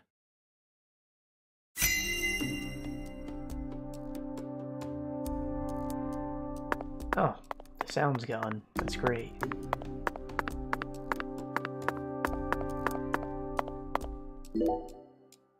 Zach, there's a tall woman here. The doctor. Dr. R. Very stylish. She'd stick out like a sore thumb in this town. Is she watching the murder? No. She's clearly more than an innocent spectator. She must be deeply entwined with this case somehow. More. I want more. Exy. Okay, sweetie. We're gonna play a fun game now. I love games. I wanna play. Whose arm is that? Is that hers? Or... yeah, she's been cut I'll up. give you exactly what you want. Something real special. You'll be able to fly much higher now.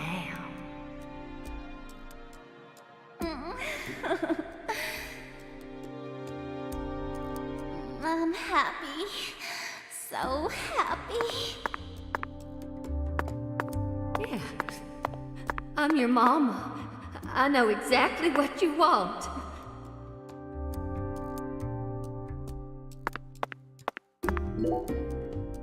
Red powder.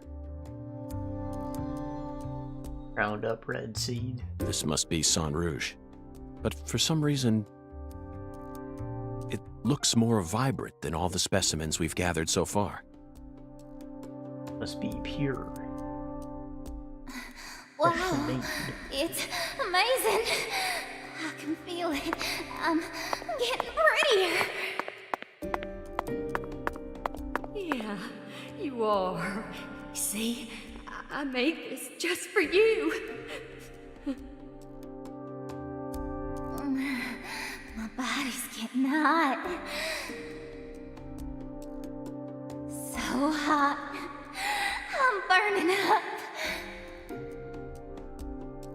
Oh, let the sensations take over, Lise.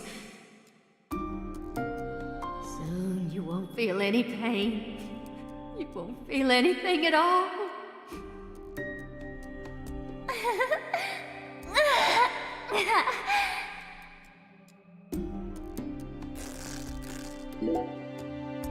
Zach, Lisa's limbs were severed while she was still alive. But she's smiling. She must not have been able to feel any pain. Sang Rouge isn't that powerful of a drug. At least it shouldn't be. And look, Zach. Another dragonfly. The tattoo is just to the side of her navel. She always carried the mark of a Clarkson with her, wherever she went. What? Just let your punk ass in. Shut the fuck up.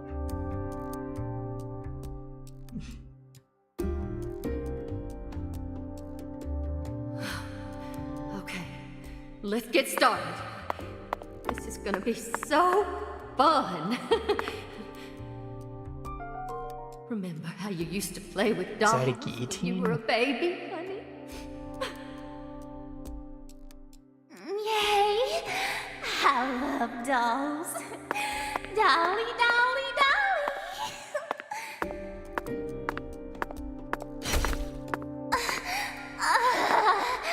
Yes. Oh, yes. It's not she doesn't feel pain, it's that it feels pleasurable. You're amazing. I love you, my little dolly.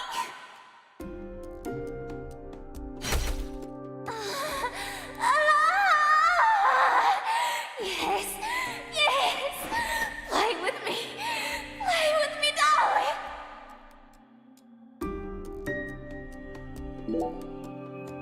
Zach, the murder weapon was an axe. Mhm. Lise must have been dismembered while she was still alive. And the woman holding the axe, flashy clothes, beautiful face, and that dragonfly ring. And not Galena. This must be Lisa's mother, Galena Clarkson. Look, Zach, she's crying. It's the polar opposite of Lisa's euphoric expression. Galena is brandishing an axe while tears stream down her face. What was...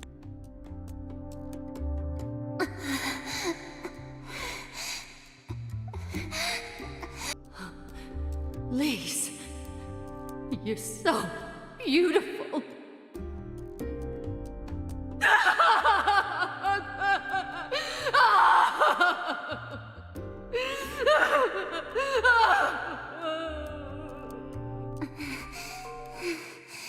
Really?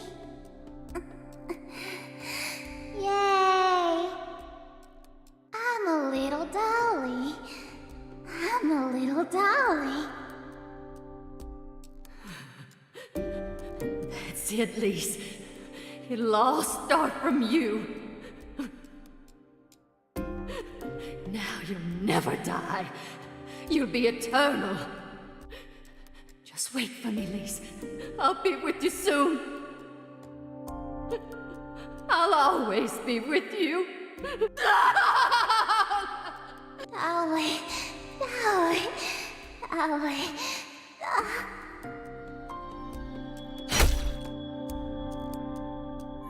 So she was made immortal?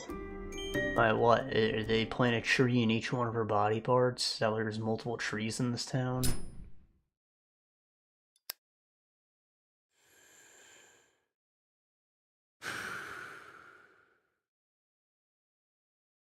No, duct tape didn't hold that foot.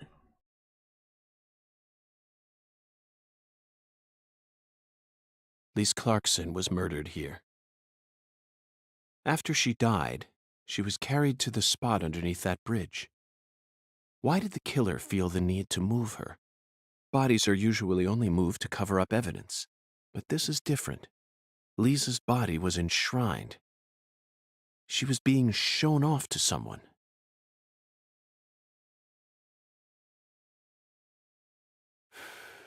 The ritual, the altar, a mother killing her child. A monstrous giant, and a mysterious, stylish woman. There's a real demon out there, and it's got its sights set on the Clarksons. But Zach, this is exactly the kind of case we FBI agents are here to solve. Isn't that right?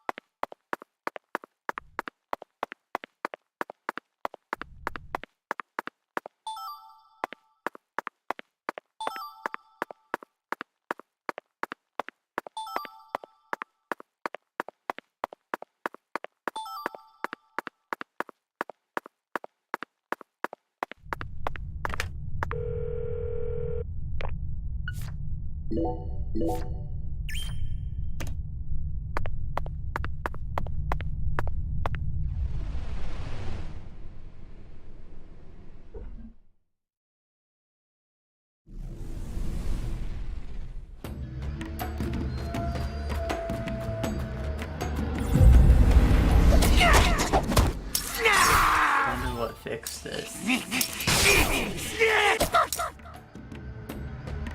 Cramps.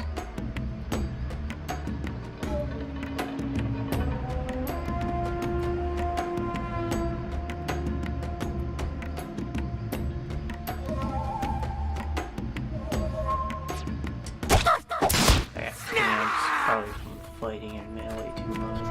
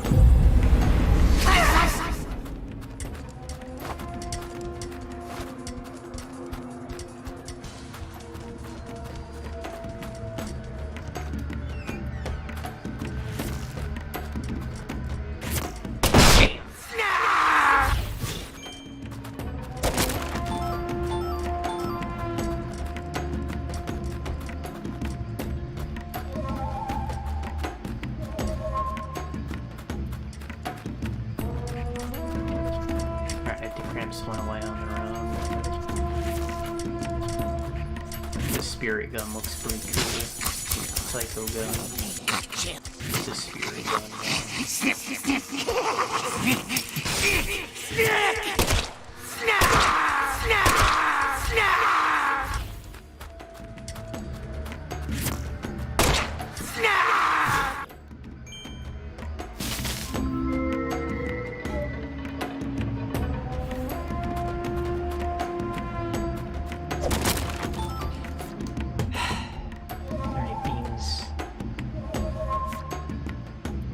Going back out, you little fuck.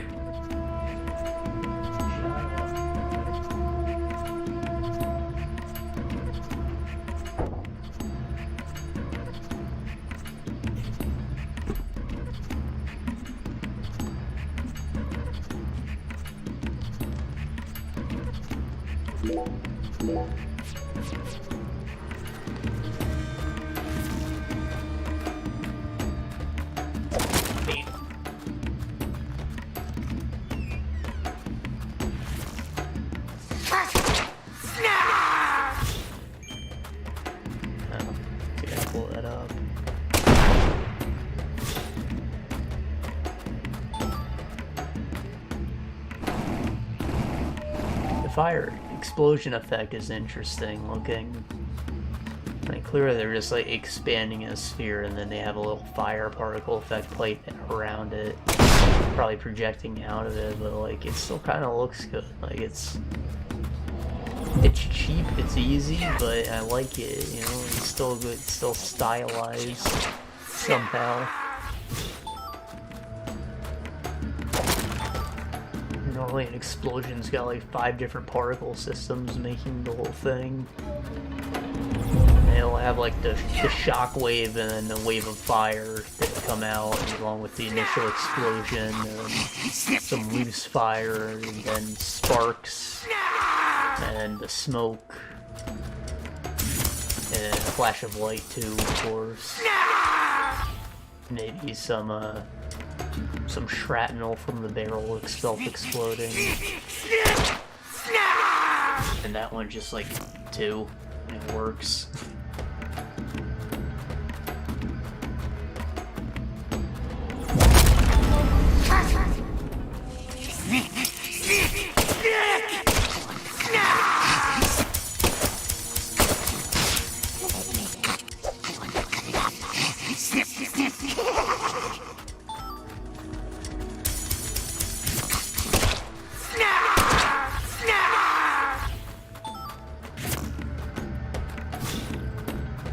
Weird how these guys like ignore collision.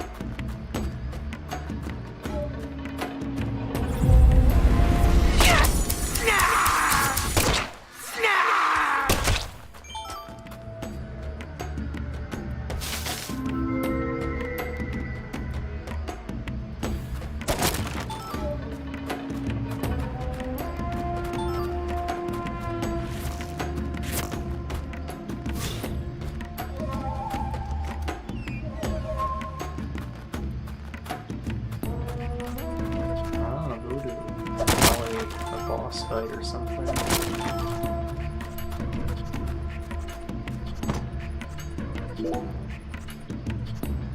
They get a lot more slots.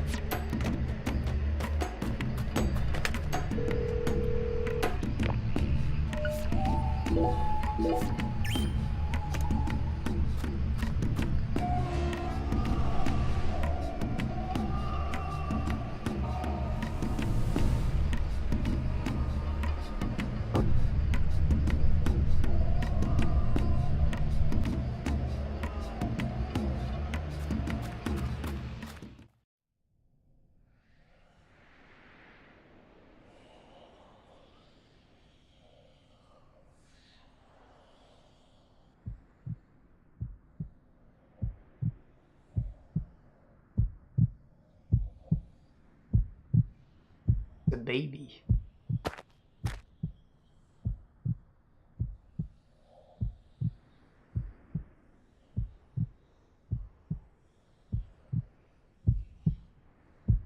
Like one of those stat fruits you get in God of War.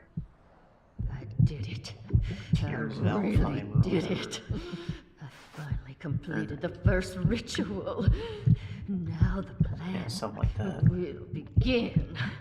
Find the those Red more One's plan will begin. Zach, this case is going to be a labyrinth. I certainly didn't expect to run into a monster like this. Honestly, I'm not one for violence, but I'm not just going to stand here and die. What do you think? Should we read off her rights? Now, it's the Red One's turn. The Red One. Soon. And in the end, we'll be together. Together. And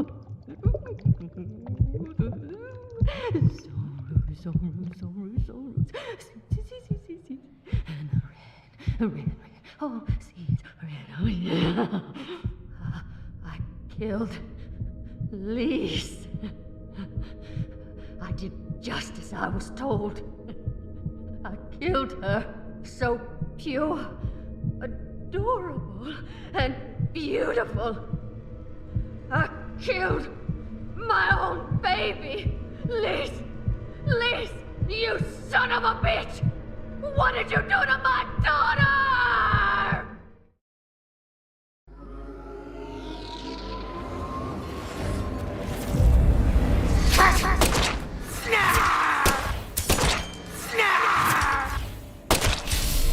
Ah!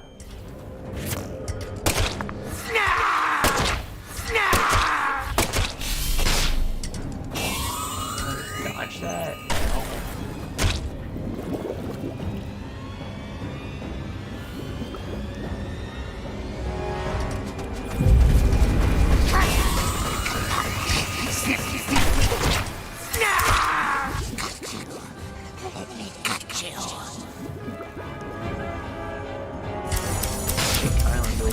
Down south.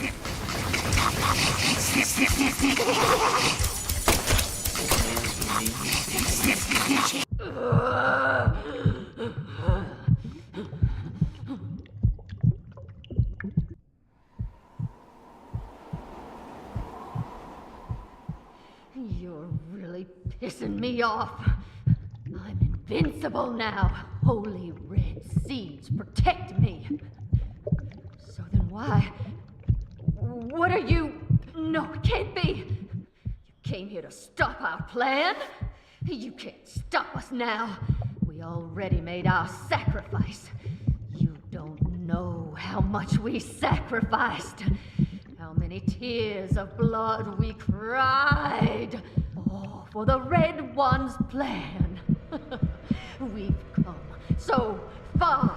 The Red One gave me the honor of lighting the flame. I'm not gonna let you stop me!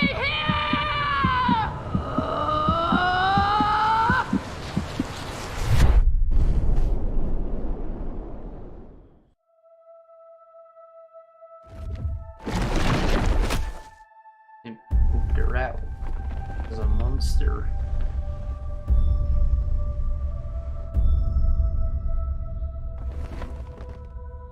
Oh. Kinda cool. Like a mermaid.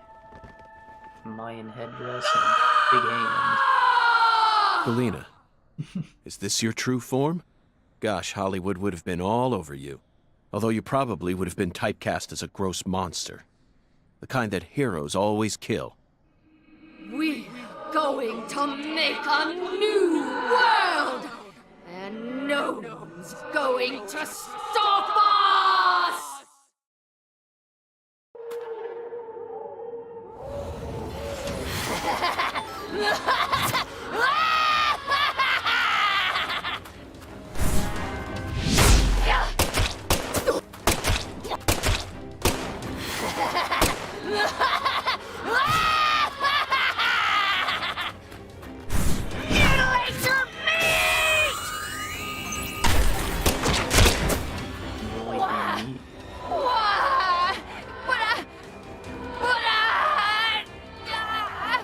Oh, she got the dragonfly on there.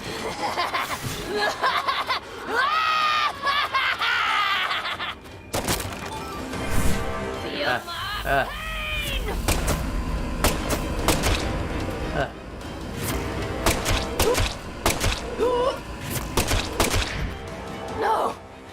This can't be happening! How?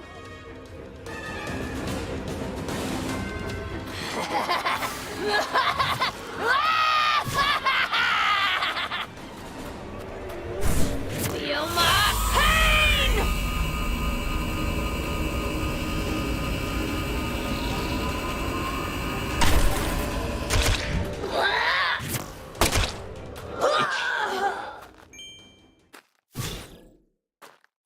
Oh, that was kind of a real fight.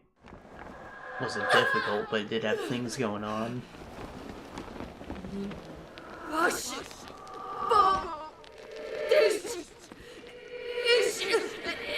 impossible! Red Dream!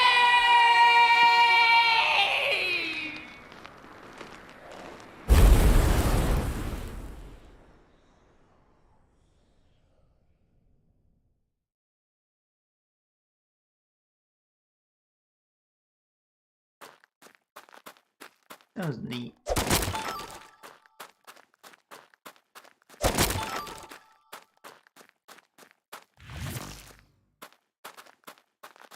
Do you think that Galena's actually dead now, or did I just, like, incapacitate her?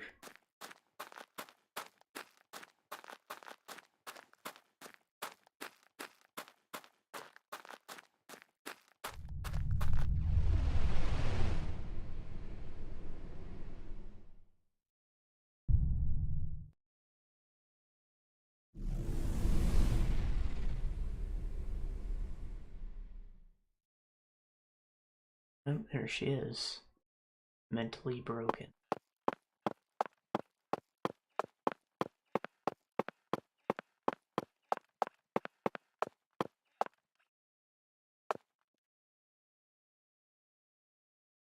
Lise. Our new world. My Lise. My sweet little Dolly.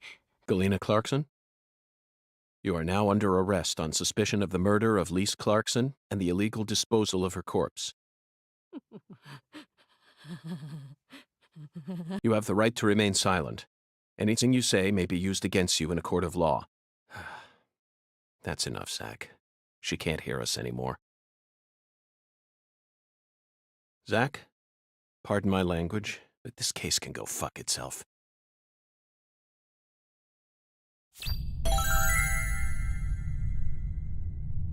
Why do you say that?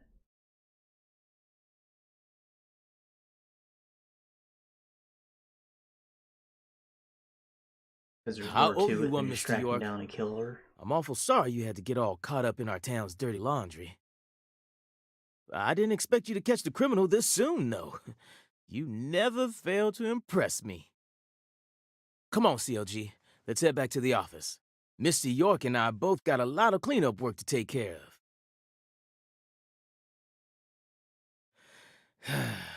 Now I just gotta figure out what I'm gonna tell the Clarksons. That's my biggest problem. Melvin, this investigation has only just begun. What? But we got the killer. This case is much more complicated than it seems. You mean you're gonna keep searching the town? Of course. At the moment, I'm after a tall, stylish woman.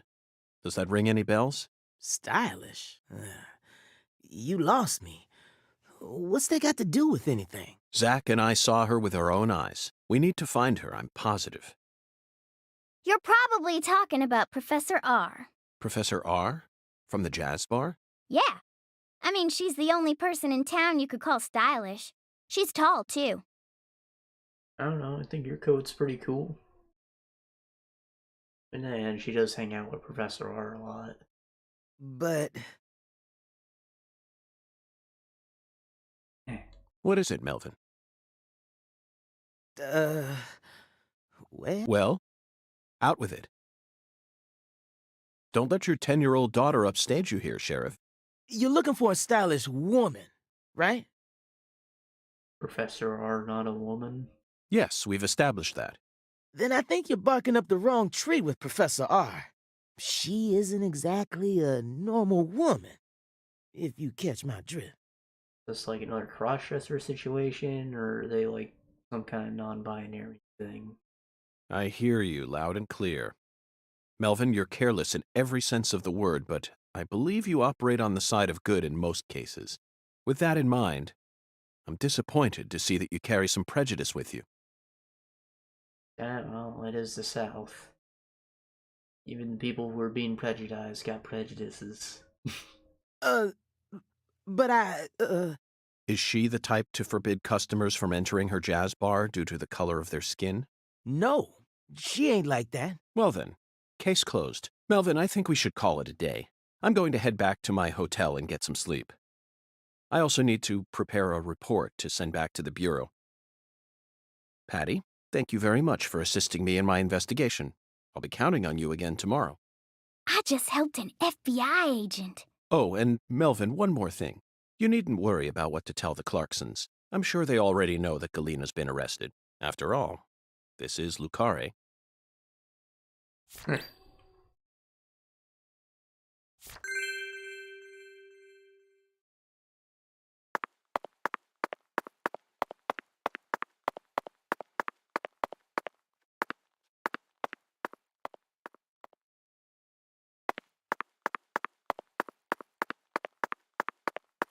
Hey there, Mr. York. Looking sharp as usual. What'll it be?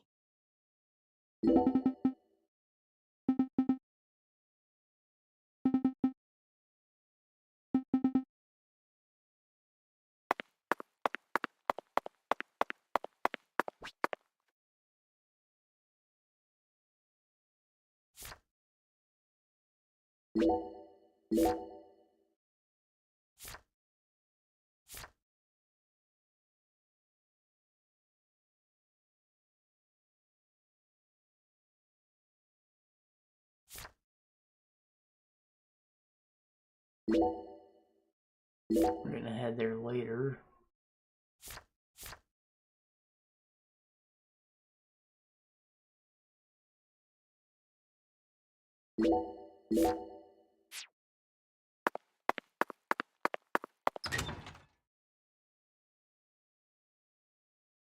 You gotta fight a dog, a gator, and order a drink.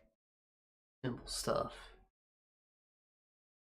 All in a day's work for a semi-pro bowler.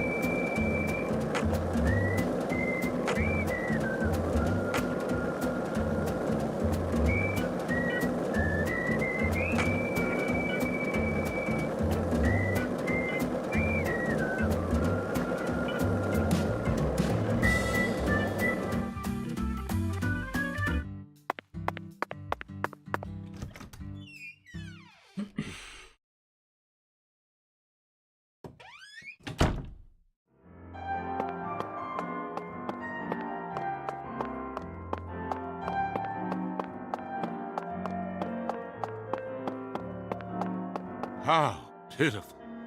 Oh,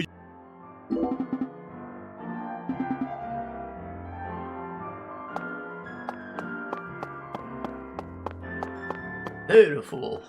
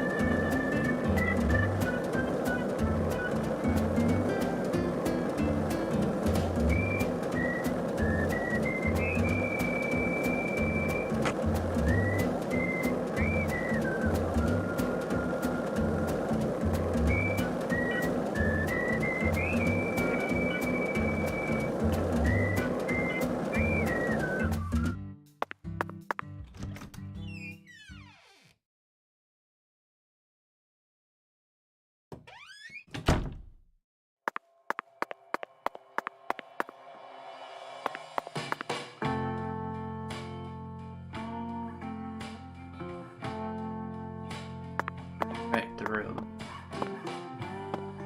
I was looking for a second.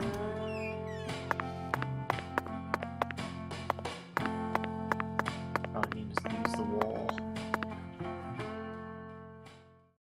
Zach, let's go over our progress. We've got a complicated case on our hands this time, especially as far as the Clarksons' relationships go.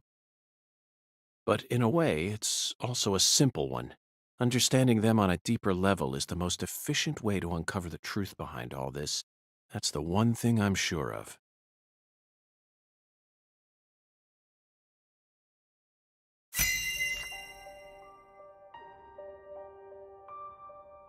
Zach, let's start with the people who were closest to the victim. Lise Clarkson, the victim, is the granddaughter of the current head of the Clarkson family. Her mother is Galena, an ex-actress, and Lise clearly inherited her beauty. Except for her eyes, that is. Lisa's eye color matches that of her father's. Now, do you remember who Lise Clarkson's father is? Danny. That's right. Lisa's father is Danny Clarkson. His real name is Daniel E. Clarkson. He's from Florida and used to be the CEO of a talent agency. So she was like sleeping with her boss. Danny struck the heart of Galena and successfully became a member of the esteemed Clarkson family. Despite being the son-in-law, he acts like he was born a Clarkson. But he's still just the son-in-law.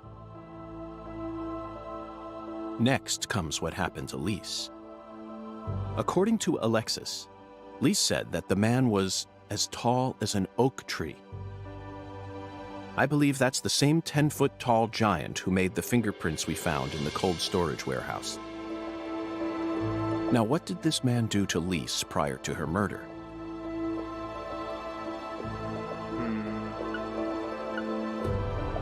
Doctor, yeah. Yes, that's it, Zach.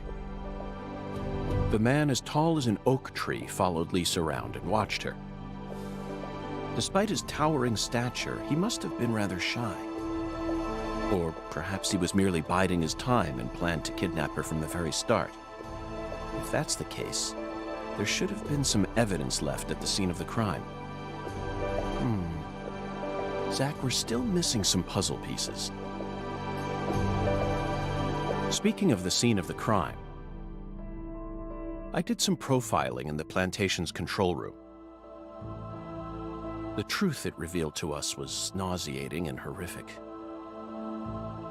but we need to touch upon it if we wish to proceed. Isn't that right, Zach? Who actually murdered Lise Clarkson? Mother. Yes, that's right. Lisa's own mother killed her, while she was dreaming about some bizarre new world. This is by far the vilest and ugliest crime we've ever seen. The fact that Galena set up her daughter's body at an altar makes this case even more complicated. Remember, not a single sacrificial human murder has ever been proven and documented in all of American history. Really? The real world is far more complex than what we see in films and video games, and sacrificing a human life for something else is no easy task. In conclusion, Zach, through our investigation, we found one character who sticks out more than anyone else. You know exactly who I'm thinking about, don't you? We'll need to have a word with her in the near future. Who's the stylish woman we saw during the profiling? What about the kid that, like, stabbed or maybe completely killed their friend? Or Slender Man? I guess this is before that event, but... does that count?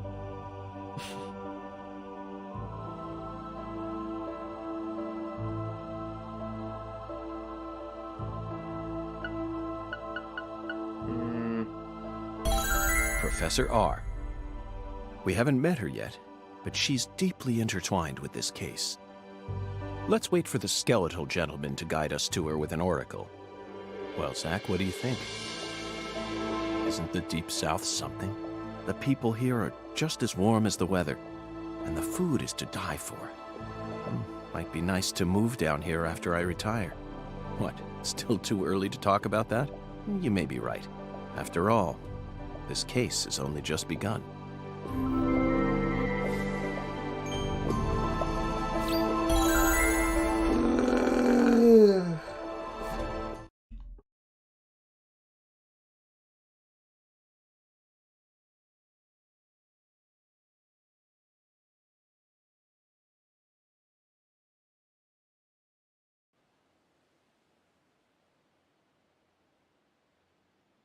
Galena can't be the killer. They're making all this shit up. Big old gator. So big.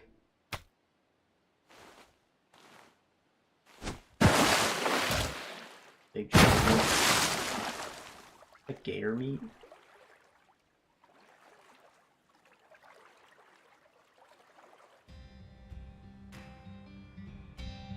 If what you say is true, Daniel, how do you plan to prove it? It's nearly been a century since the Clarksons first took control of Lucari. 100 years.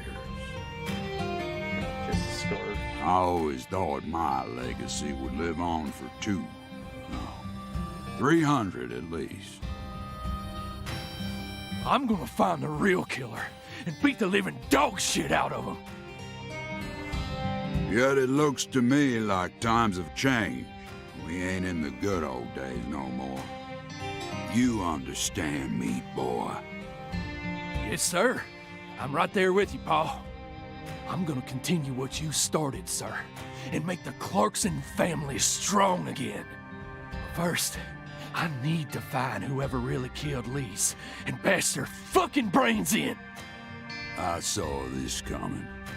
Ever since the day Lenny left home, the town of Lucari has been cursed. We can't stop what's happening now. It's too late. It's beyond me. No. It's beyond the minds of anyone who comes from the olden days. You understand me now, boy? Yes, sir. Believe me, I do. I'll kill him. Just leave everything to me, Pa. Are you serious about this? Yes, sir. Right hand of God.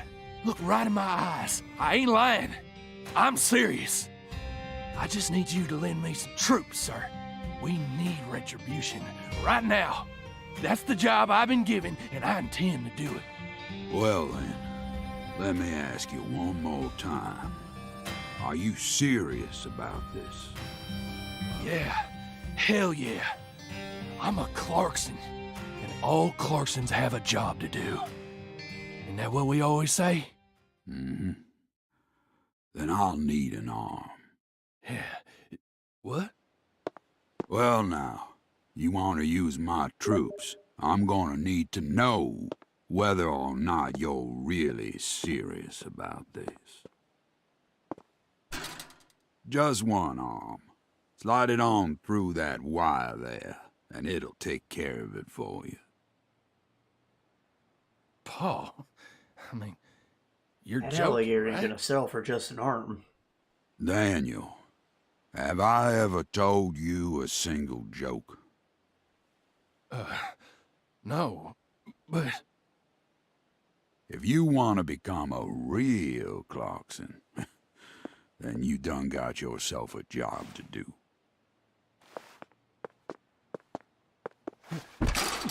Wait, Paul, I get it now. You want me to stick it in and then pull it out at the last minute, right? You want to see if I got guts or not, but there's gonna be another way. You can't be serious, sir. Hey, knock it off, you assholes! Let me go! He's just joking with me. Let me go, goddammit! Oh, please, sir, don't do this! Just tell me this is a joke, please!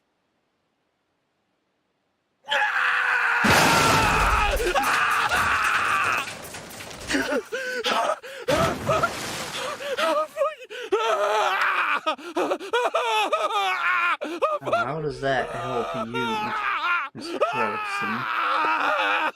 Clarkson? This man is missing an arm now. He's less effective.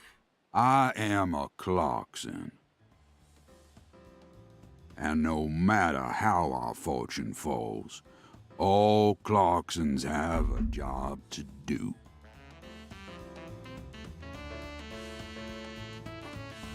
That be the law of this land.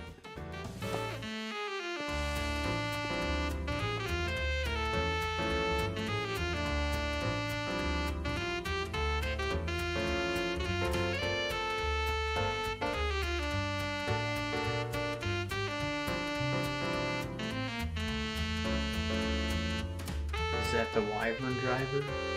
I don't remember her name. And we got the priest. And I haven't met Beanie Babe yet.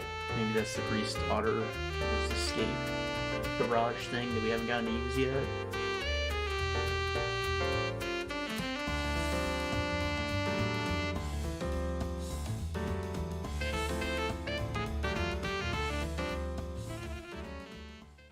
You got the sexy gay cowboy playing the sax.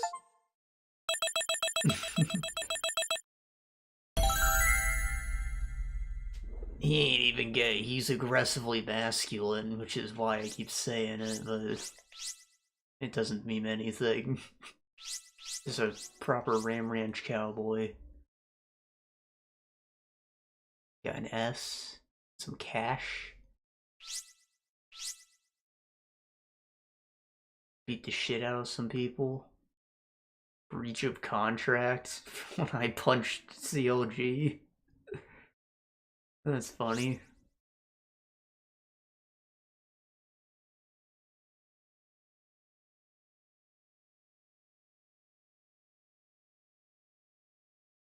Beat the shit out of 46 squirrels.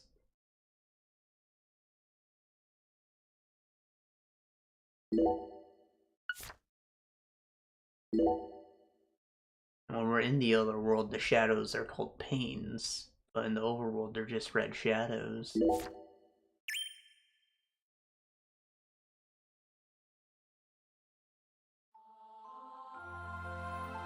York, you can hear me, right? I'll be with you soon. I'm not sad. Honestly, I can't wait. It's all I think about lately. I mean, we'll be together again. We'll get to discuss movies, food again, Everyone around here has bad taste. Hmm. They don't understand things the way we do. Or you It's just a show shitty up your ass world about filled stuff. with shitty people. Oh, that reminds me. There are movie theaters and restaurants over there, right? As soon as I get there, let's go grab some peanut butter hamburgers and yogurt smoothies. I'm so excited, York. I've heard good things about a burger with peanut butter and fries on it. Never tried it.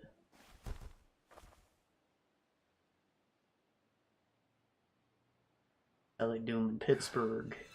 Please, York, don't rush me.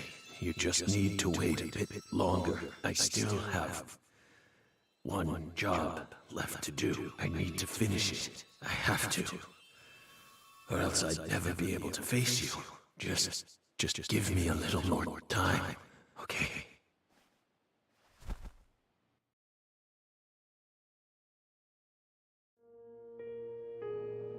Like 19. Thompsonville, suburb of Boston. He lives in Boston. It's not the South. So, Lisa's mother, Galena Clarkson, confessed to murdering Lise.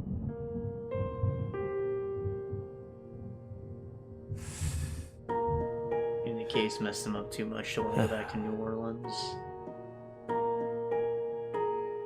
But then immediately afterwards, she went insane.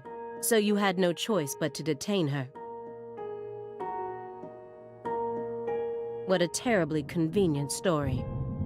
You were the first person to find the suspect hiding at a farm on the edge of town. And you even got her to confess to the crime, right then and there. Did anyone else get a chance to hear Galena's confession? No. Only us. How did you even find that shack in the first place? Sus. You could see it right from the spot. You had to check it out. Metaphysical offender profiling. What? Meta what? Should I know this word? Metaphysical offender profiling. The term appears 6 times in the Le Carré report and 14 times in the 2010 Greenvale report. As long as you're solving cases, the people in charge don't really care what sort of words you use. I mean, there's only 10 other world missions in this game. But we're different. You utilized a highly abnormal method to instantly hone in on a suspect. Then you did it again and again.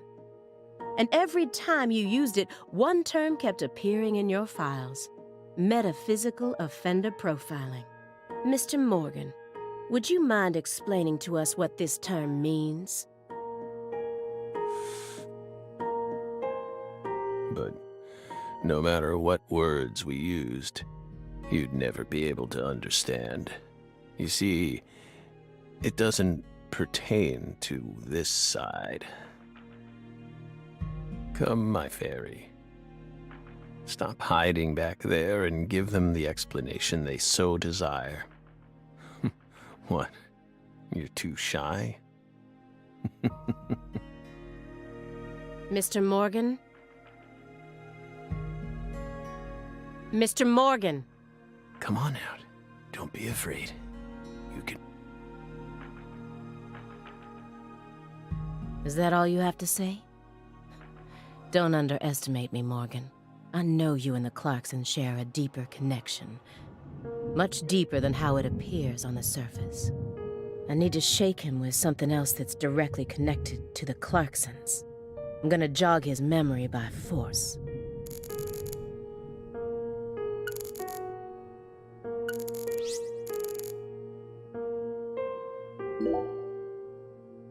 Those letters look very old. Clarksons? The postmark suggests they were sent out from Louisiana. And I suspect that dragonfly mark belongs to the Clarkson family. So what if it does? Why don't you shred him? A stalker has been harassing Patricia Clarkson for several years now. Did you know about this? Patricia? Constant silent phone calls, unmarked I know one letters. Patricia, guys. We only know the mother, or the father, Melvin. Like, could her mother be a Clarkson? She also spotted a said they suspicious have a figure second lurking daughter, near her but we haven't mansion met her several yet. times. And just last week, her employees spotted a strange figure lurking in the vicinity. The day someone else coincidentally used your alias and traveled to Louisiana. That's very intriguing. Aligned symbolism. Lise Clarkson also reported being harassed by a stalker just before she was murdered. You're aware of this, correct? Because I didn't find any mention of this in your report. No direct connection to the case. That's what we must have thought. The visionary lies to himself, the liar only to others. Which are you? That's enough for now.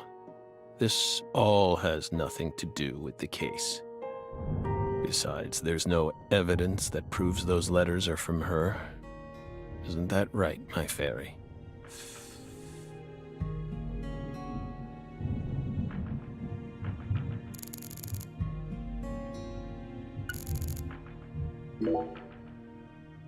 Mr. Morgan, I noticed that several parts of this report have been redacted. For example, here. One individual's name has been erased from the key figure list. Would you mind telling me why? Who is it? Someone in charge must have thought it was unimportant. Or maybe even inappropriate. Why would they think that? Perhaps Mr. Stewart? How should we know? We've never understood what those people do. Well, I took the liberty of trying to restore what was taken out. And you want to talk about his FBI surveillance room? Normal ink was used to blot it out, so I was able to recover part of it. Here's what it says. Sapling salesman. Oh, Kaysen. He solved the case and blamed it on George, because that's all he has that was concrete, but Kaysen's stuff was too weird to actually put into writing, I guess. All the other redacted parts seem to be connected to this person. But I can't think of a single reason why this individual would need to be removed from the report. Why is he so untouchable? Oh, him. He's nothing. We were barking up the wrong tree. Meaning? Can't include someone who doesn't exist in an official report, now can we? Doesn't exist? What, is he a fucking metaphysical entity like Sauron? Doesn't exist. You mean he had nothing to do with the case? Yeah, you could say that.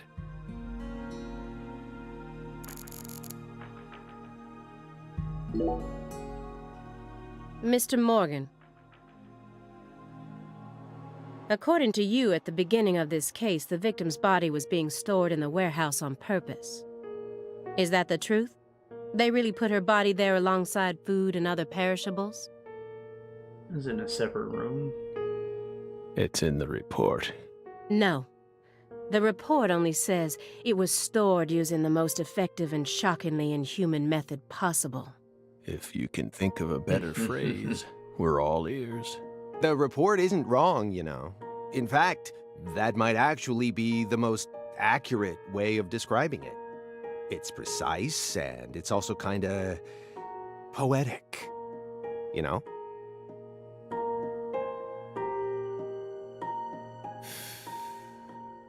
Wow, Simon. We never would have taken you for a poet. Right? You two think this is a joke? Lise Clarkson's body was discovered in that cold storage warehouse. After 14 long years. If you'd only done a proper investigation, we probably would have found her much sooner. That poor girl. We still regret the fact that we never got to meet her. We're sorry, from the bottoms of our hearts. We're not gonna find the body. I only hope it didn't happen that way by design. Will you comfort me? Thank you, my fairy.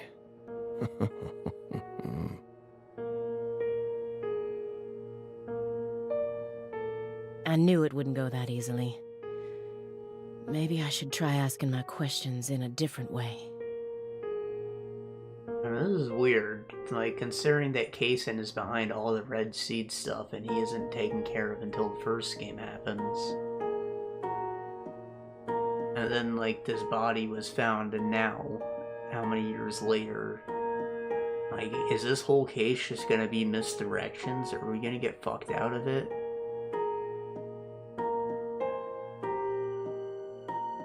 What are we actually going? How is this game going to wrap itself up in a satisfying manner? I could use Agent Jones here.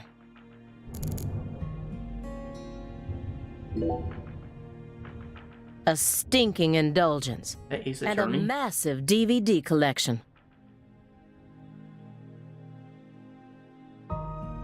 Yeah, that's totally Phoenix Wright.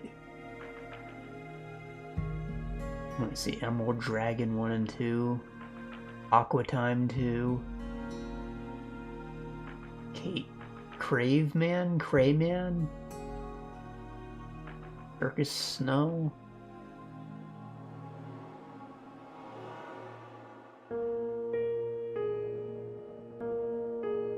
The Oracle?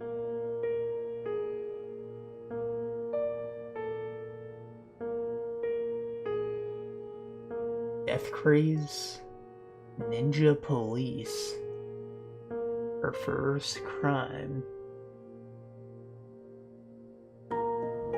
Porn Identity, Volume 6. Nice. Police dogs, he's got a lot of police dogs.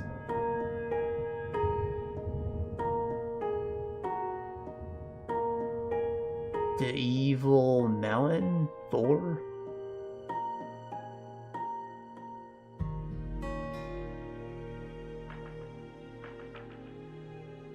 You must live a very comfortable life.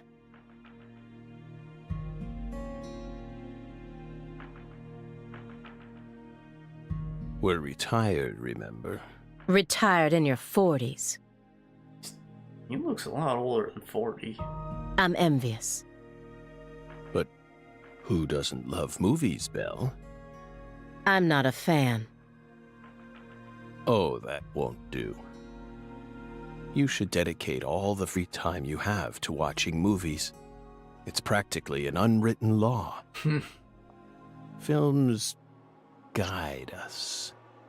Films are filled with every important life lesson there is. Is that so? For example, They Live, 1988, directed by John Carpenter. That film taught us a valuable lesson. Always put on your sunglasses before a fight. You know, you got a point. Yeah, I mean, if somebody happens to have a flashbang, you're immune. Movies teach us about everything we need to know. I learned about the right way to eat frozen pizza from Cobra. It's one of Stallone's best films. Before that, I wouldn't be caught dead trying to eat frozen pizza. I thought it wasn't fit for human consumption. But that film changed my life. Simon, that has nothing to do with the film. You're just talking about pizza.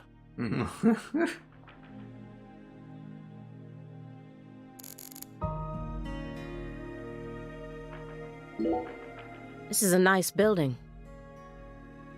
Layout isn't bad either. Whew. Must be rather expensive to rent a place like this in Boston. How many other rooms are there in this apartment? That room over there, your bedroom? Huh. Why so curious, Belle? Well, it's the only door I see. It must be the bathroom. It almost sounds as if you're seeing this place for the first time. Aside from the hardware shop on the first floor, every apartment in this building has the exact same layout. We're well aware that you studied the layout of this apartment before you came to see us. There's no need to act so roundabout. Just be honest.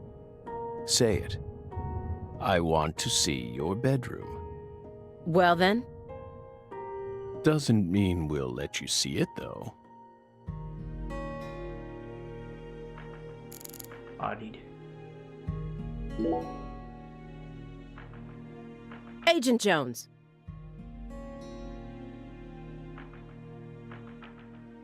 Are you paying attention, or do you intend to waste Mr. Morgan's precious time? No. Sorry. I'm just a little tired. I'm listening. Take your hand out of your pocket. Didn't they teach you any manners at Quantico? Oh, right. Guess they slipped my mind. You steal something? My bad. I'm actually kinda nervous. I'm not used to this sort of thing. Data analysis is my specialty, you know. I'm sure I'd be able to calm down a bit if I had some pizza, though. The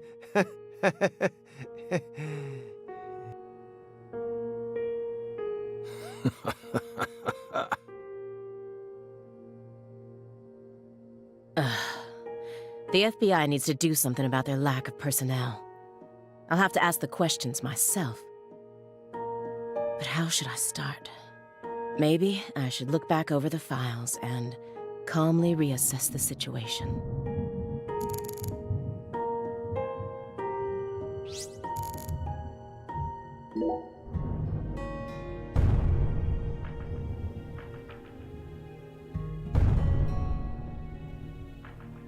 Just the usual around here, no need to worry. The usual? Yes. A strange person lives upstairs. Every now and then, he makes noise. What's strange about him? Several years ago, a woman was murdered upstairs. Her husband still lives there. Yikes. He's ex-BPD, and apparently he's still searching for the killer. But it seems like they cut all support for the investigation due to decreased funding. The team on the case wanted to keep working on it, but the tale is old as time. Due to his situation, perhaps. He's been making a lot more noise recently, like you just heard. You never noticed anything, Agent Jones. Well, I did hear some loud noises every now and then, but I didn't think they were real noises coming from upstairs. The hell you mean real noises? I mean, look at him.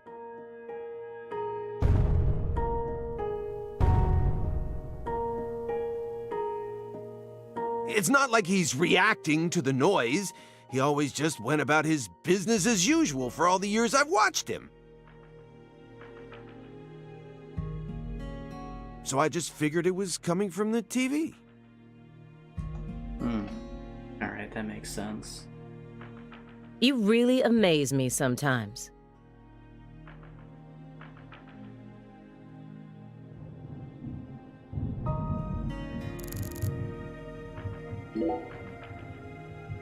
After you arrested Galena Clarkson, you had a run-in with the Clarksons.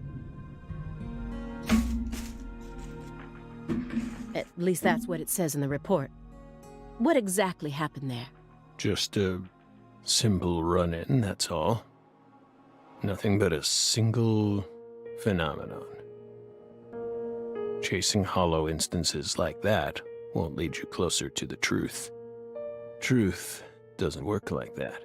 A hollow phenomenon, which resulted in a mountain of corpses. Oh, Belle. We think we finally understand what you're trying to say. But don't be so voracious.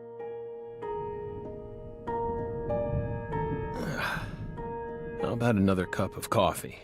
We've still got a long way to go, you know.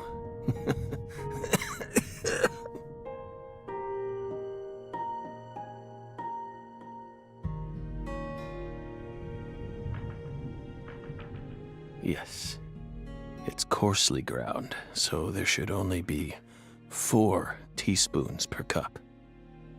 No more, no less. Next, the coffee travels from the funnel to the siphon. Simon, normally you only do surveillance in order to gather data, correct? Hiding microphones and cameras, sifting through garbage, wiretapping, shadowing, tracing credit card histories. You'll do whatever it takes to gather data in order to prevent crimes. That's how the FBI works. Well, yeah, you're right. No reason in hiding it now, I guess. Why do you ask? Our Southern Belle has adopted a very peculiar MO. It's almost like she has a special power, just like us.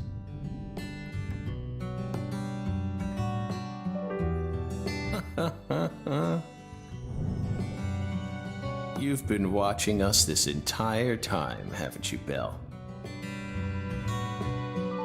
From that window.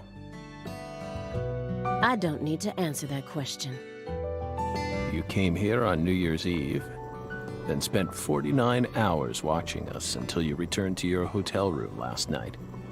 You observed us the entire time without sleep or rest, and you only ate once, some pizza delivered by Simon. Aside from that, you never drank any water or relieved yourself. You simply sat there and continued to watch us.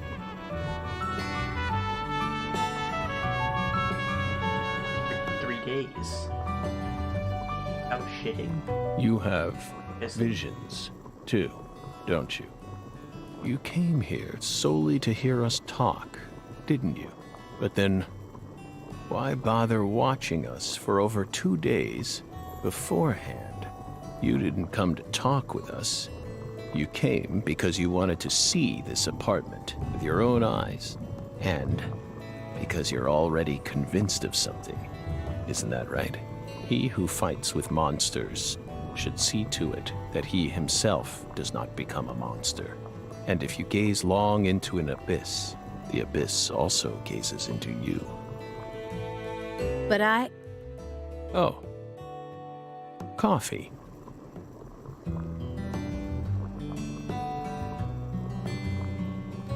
Thank you, my fairy. If you hadn't been paying attention, this coffee would have all gone to waste. The pus in our brains. It really has a way of interfering with our lives. Didn't remember.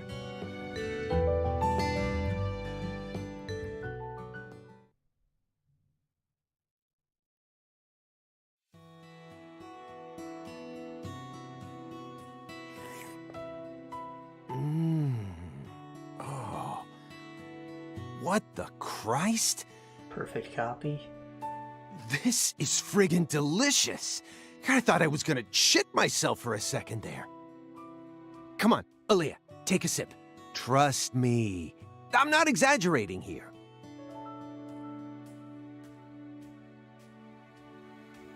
I don't believe it. It's better than any coffee I've ever tasted. Of course it is. Coffee is a sacred drink. Coffee saved us.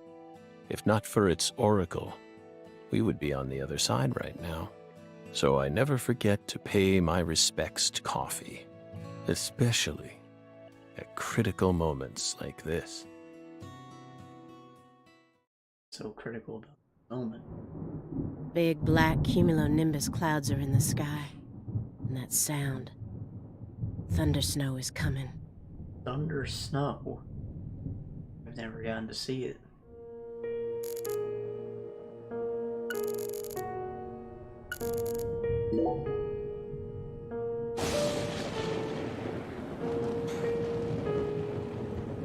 Do you hear that thunder?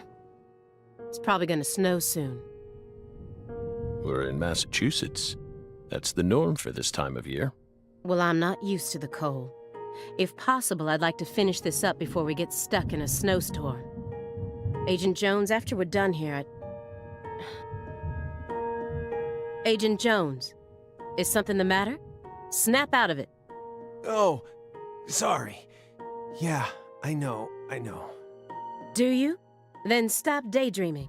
Okay. You just what? My stomach's been letting some thunder loose, too. Shitting yourself. Thunder? That coffee was just so good, Are you craving more? I know coffee makes you shit. It what? We don't have all day here. The coffee was just so good, it, summoned forth a massive tsunami from within me. Excuse me? What is wrong with you? Now is really not the time for this. Right door at the end of the hallway. Thanks, pal. Hold on. You can make it. We can do this. It's not very far.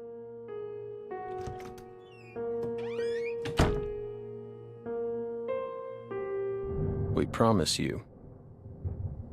I'm just gonna play a fart sound. My would have laughed so hard if they did. We did not put laxatives in the coffee. Coffee is a sacred drink, remember?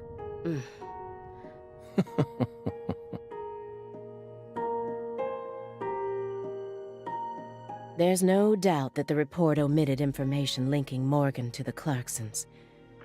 I need to get him to confess. Oh yeah. That reminds me, there's a secret weapon in Agent Jones's briefcase.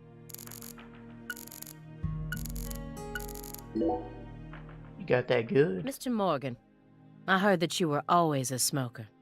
Did you ever wonder if that was the reason you contracted your illness?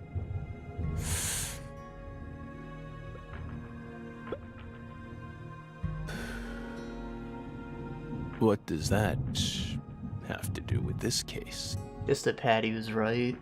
Nothing. I'm just personally curious about it. Sometimes, people die in car accidents, regardless of how well they take care of their health. Other times, they slip on their bathroom floors and crack open their heads. Isn't that right, my fairy? I'm not concerned with statistics. I'm just curious about you, right here, right now. We switched over from nicotine to this. It's less addictive. That's one step in the right direction, isn't it? Perhaps. If we're talking about withdrawal symptoms or physical dependencies. But it still seems like you're smoking too much at once. Honestly, it looks to me like you have a mental dependency. Maybe. But so what if we do? Surely you know about gateway drugs, yes? When a person starts to use one drug, it becomes much easier for them to branch out and try other drugs as well. The first drug acts as the gateway that leads them to stronger substances. You implying that my metaphysical profiling comes from this here kush? Oh. Are you trying to say that's going to happen to us? No. I'm simply saying there's a possibility. Yeah, well, there's a possibility I could be a semi-pro someday, so, it hasn't happened yet.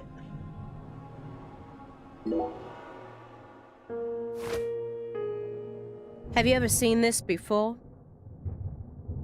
And please, don't say no. Sang Rouge. The drug we once chased. What about it? You think I was doing that Sang Rouge when I started having my visions? Perhaps. Perhaps. Because, the same thing happened in Greenvale. More red seeds. Is it possible he's been eating them? Sang Rouge is still circulating. It's changed shape and its composition is slightly different now, but it's still very much alive, but only in a very limited part of Louisiana. You aren't surprised? Did you somehow know this would happen?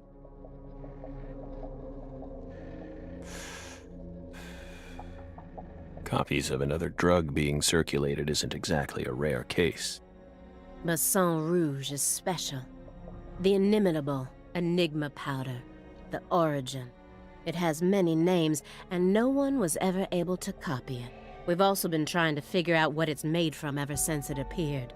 But it's impossible to analyze. After all, it appears to be made from common ingredients that can be found anywhere.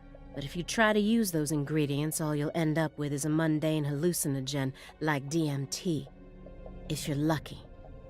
No. Sang Rouge requires a special recipe. The original recipe, which someone's been guarding this entire time. Colonel Sanders. Someone who survived the incident in Le Carré.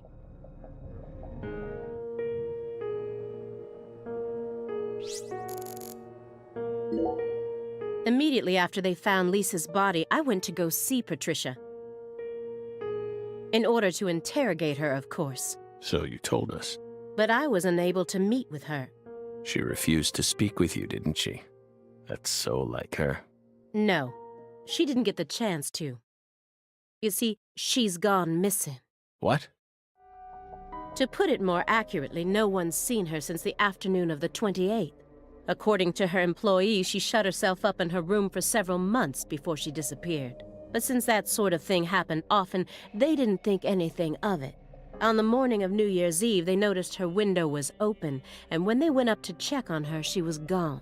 But no one knows how long her window had been open for. This is just my hypothesis, but on December 28th, a strange man visited Le Carré and was spotted near her mansion. That man must have found some way to lure Patricia into his car, the '89 Cadillac that he bought used. Then, the two of them drove north to Trenton, where they boarded a train to Boston. They would have arrived here around midnight on the 29th, or perhaps early morning on the 30th. I believe this man is the same Billy Bishop whose name was previously recorded by the airline. So, what do you think of my guess? Not me. I'd love to hear your opinion as a former FBI special agent.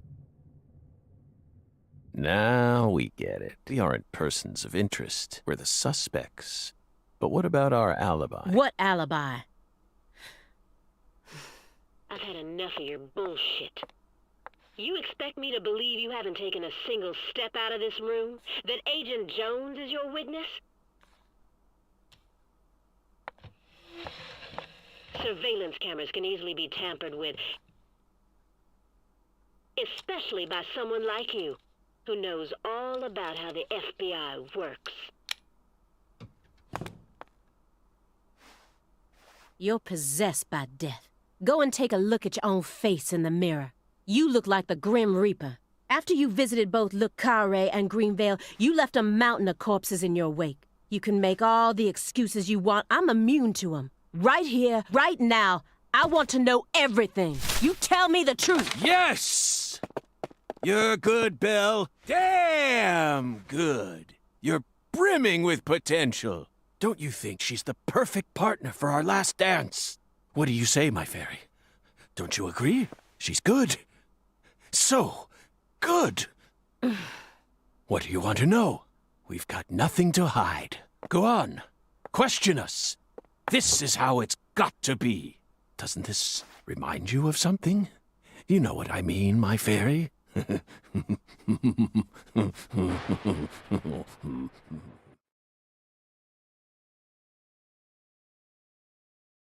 So, Kaysen never aged.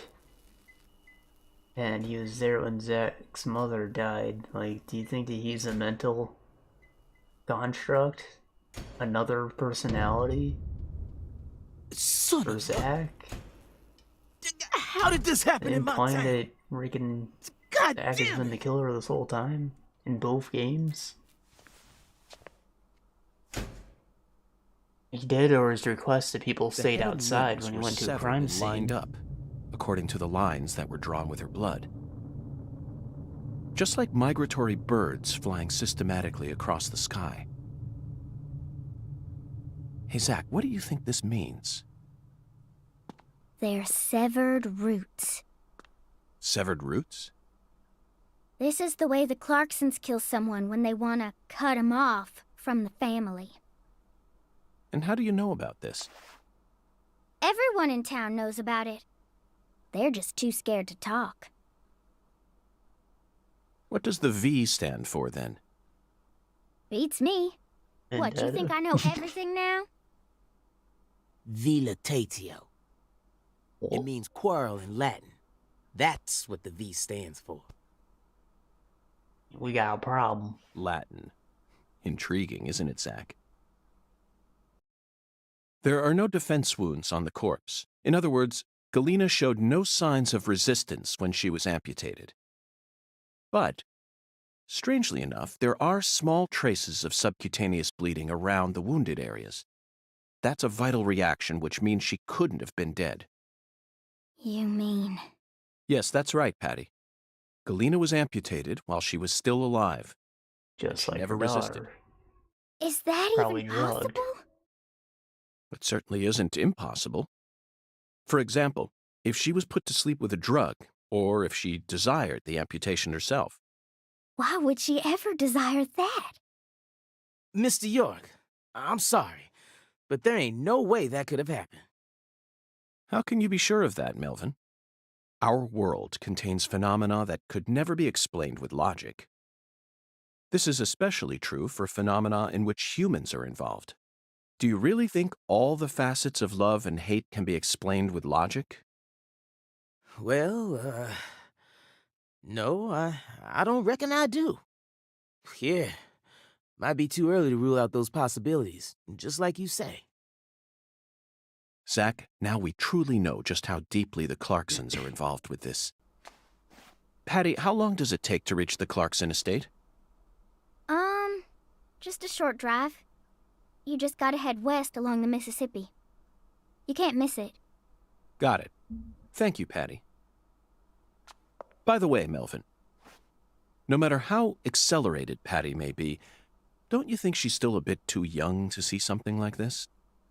For the record, I have no intent to instruct others on how to raise their children, but... Holy moly, you're right! Patricia, CLG! Come on, sweetie. Kids shouldn't have to see stuff like this. Daddy, it's too late now.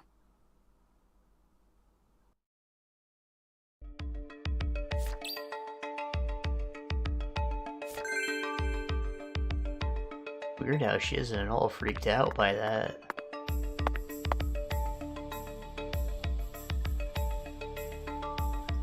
You sure you okay, CLG? I'm fine. Besides, I'm used to seeing stuff like that on CSI. You're the one who looks pale, Daddy. Well, it did shake me up a little, but I'll be back to normal in no time. Sorry about that, Mr. York. What say we rest in the interrogation room till we all calm down, CLG? Sure thing, Daddy. I'm gonna go sit with Daddy for a bit, Agent York. We can join back up later.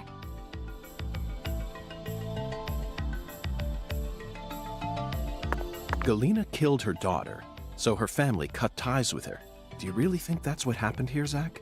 If this is truly the ritual that the Clarksons use to cut ties with someone, why would they go out of their way to do it here, in a holding cell? They could have easily done it after we released her. Well, the motivation must be different because she cut ties with her daughter the same way.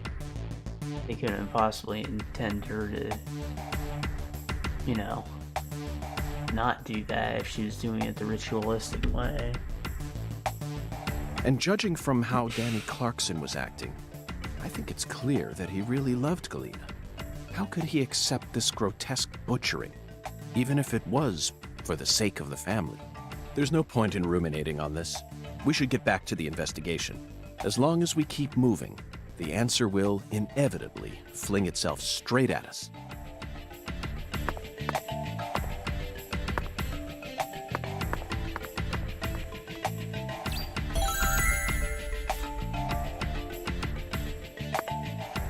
time. Alright, it's probably time to call it. Just gotta find a phone. I think I'm at the end of Final Fantasy 16. I did like the last round of side quests and got a bunch of achievements, which you barely get any achievements when you're playing that game. It's weird. You're so used to it being like every story event, but no, it's just like actually just you did all the fucking quests. Here's an achievement, like. So, yeah, I don't know. I'll probably finish that like tomorrow. We'll be able to talk about that next week. Might be another side quest episode if we're following patterns, so it'll be a good thing that we have that. Serpent. But now, the flying serpent will come to find you. Yeah, that sounds right. And it looks like this flying serpent is a venomous one. Corksons. Some become feasts, while others are eaten alive. Which fate would you prefer? Both sound marvelous, but let me check with Zach. A fine answer.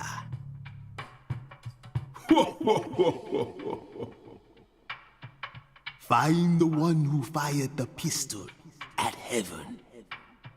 Within the white hall of beds, brandish the ticket to the goddess. And once again, you will see the other world. Do you comprehend the oracle? Zach, it looks like he's hell-bent on leading us back into that other world. Follow the oracle. Oh, I will, Hungan. There are only two types of things in our world. Things that should be resisted and things that should be accepted. And I believe this oracle is something to accept.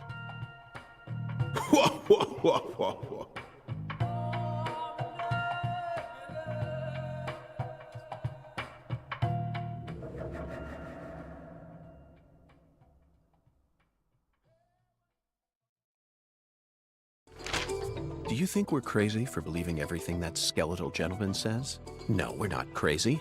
Not one bit. This is our destiny, that's all. But I shouldn't need to explain that to you, Zach. The one who fired the pistol at heaven. Firing pistols at the sky might be a rather common occurrence for the South. Remember? Young Guns, 1988, directed by Christopher Kane. There's that great scene where Emilio Estevez keeps firing his Colt M1877 up at the sky. Oh, but that film took place in New Mexico, didn't it? And the Oracle probably isn't referring to a situation like that. It's got to be for some purpose other than an attack or a threat. Raising a pistol up to the sky, then slowly pulling the trigger, kind of sounds like the start to a race. Don't you agree, Zach? A race at the farm? Possibly.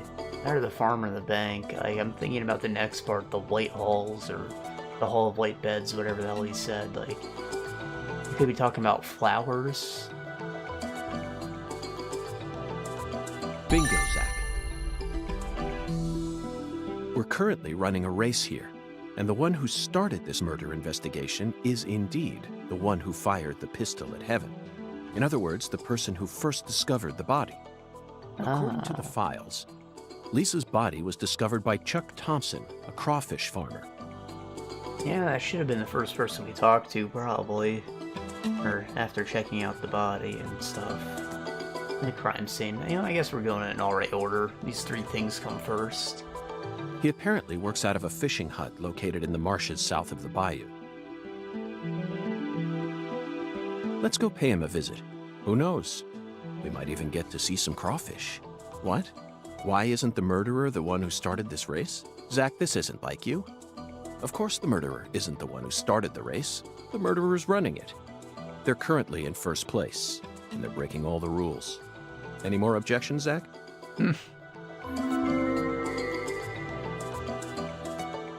Within the White Hall of Beds. This one is even easier. There are only a few establishments that have a whole hall's worth of beds. A mattress store or a warehouse? Especially in a small town like this. I'm sure you've already got a pretty good idea about what the answer is, Zach. Hotel. Beds all lined up. Only an amateur would hear that and think it must be referring to a brothel. I mean, come on. Who would ever use White Hall as a symbol for a bordello? No, a white house refers to the same place no matter what country you're in. Disinfectant, jars of medicine, and white smocks. That's right. It's a place where people dress in all white. And this town doesn't have any labs in it, which means there can only be one answer. They're usually a hallway filled with beds separated by curtains. You don't get your own room. You never disappoint me, Zach. It's a medical facility. They invite their patients into rooms full of beds where they're tended to by doctors and nurses clad in white. It's definitely a white hall, where people are invited into beds.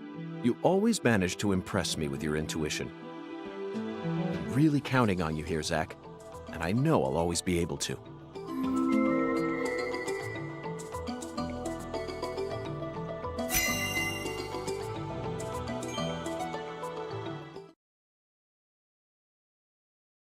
Agent York, you're trying to leave without your trustworthy assistant? Hello there, Patty. I'd never attempt such a thing. I was simply engaging in a battle of wits with Hoongan while I waited for you. Hoongan? Yes, the skeletal gentleman in the top hat. Not that story again. Is this how you always conduct your investigations? This is the way I work. I bet you can't find a single partner. Not even in the entire FBI. That's not true. I always work together with Zach. Oh, right. Zach. Don't worry. I'll be your partner while you're here in our town. Now, let's go investigate.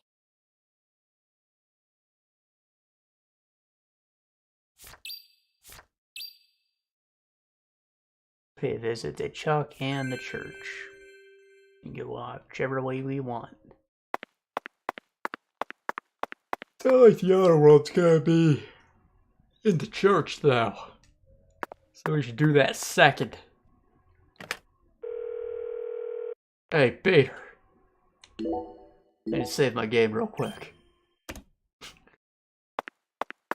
Alright, well, I suppose that's it for this time.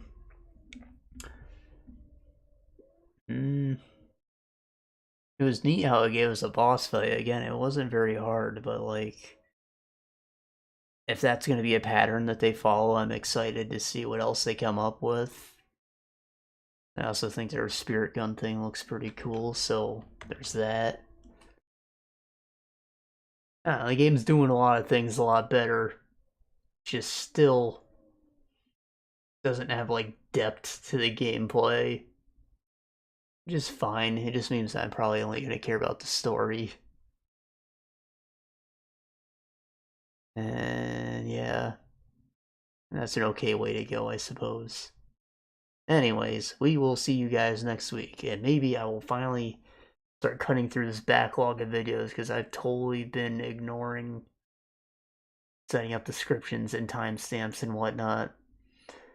I think we're on like 6, maybe 6+ now, and I'm not looking forward to doing them. I gotta. Anyways, bye-bye.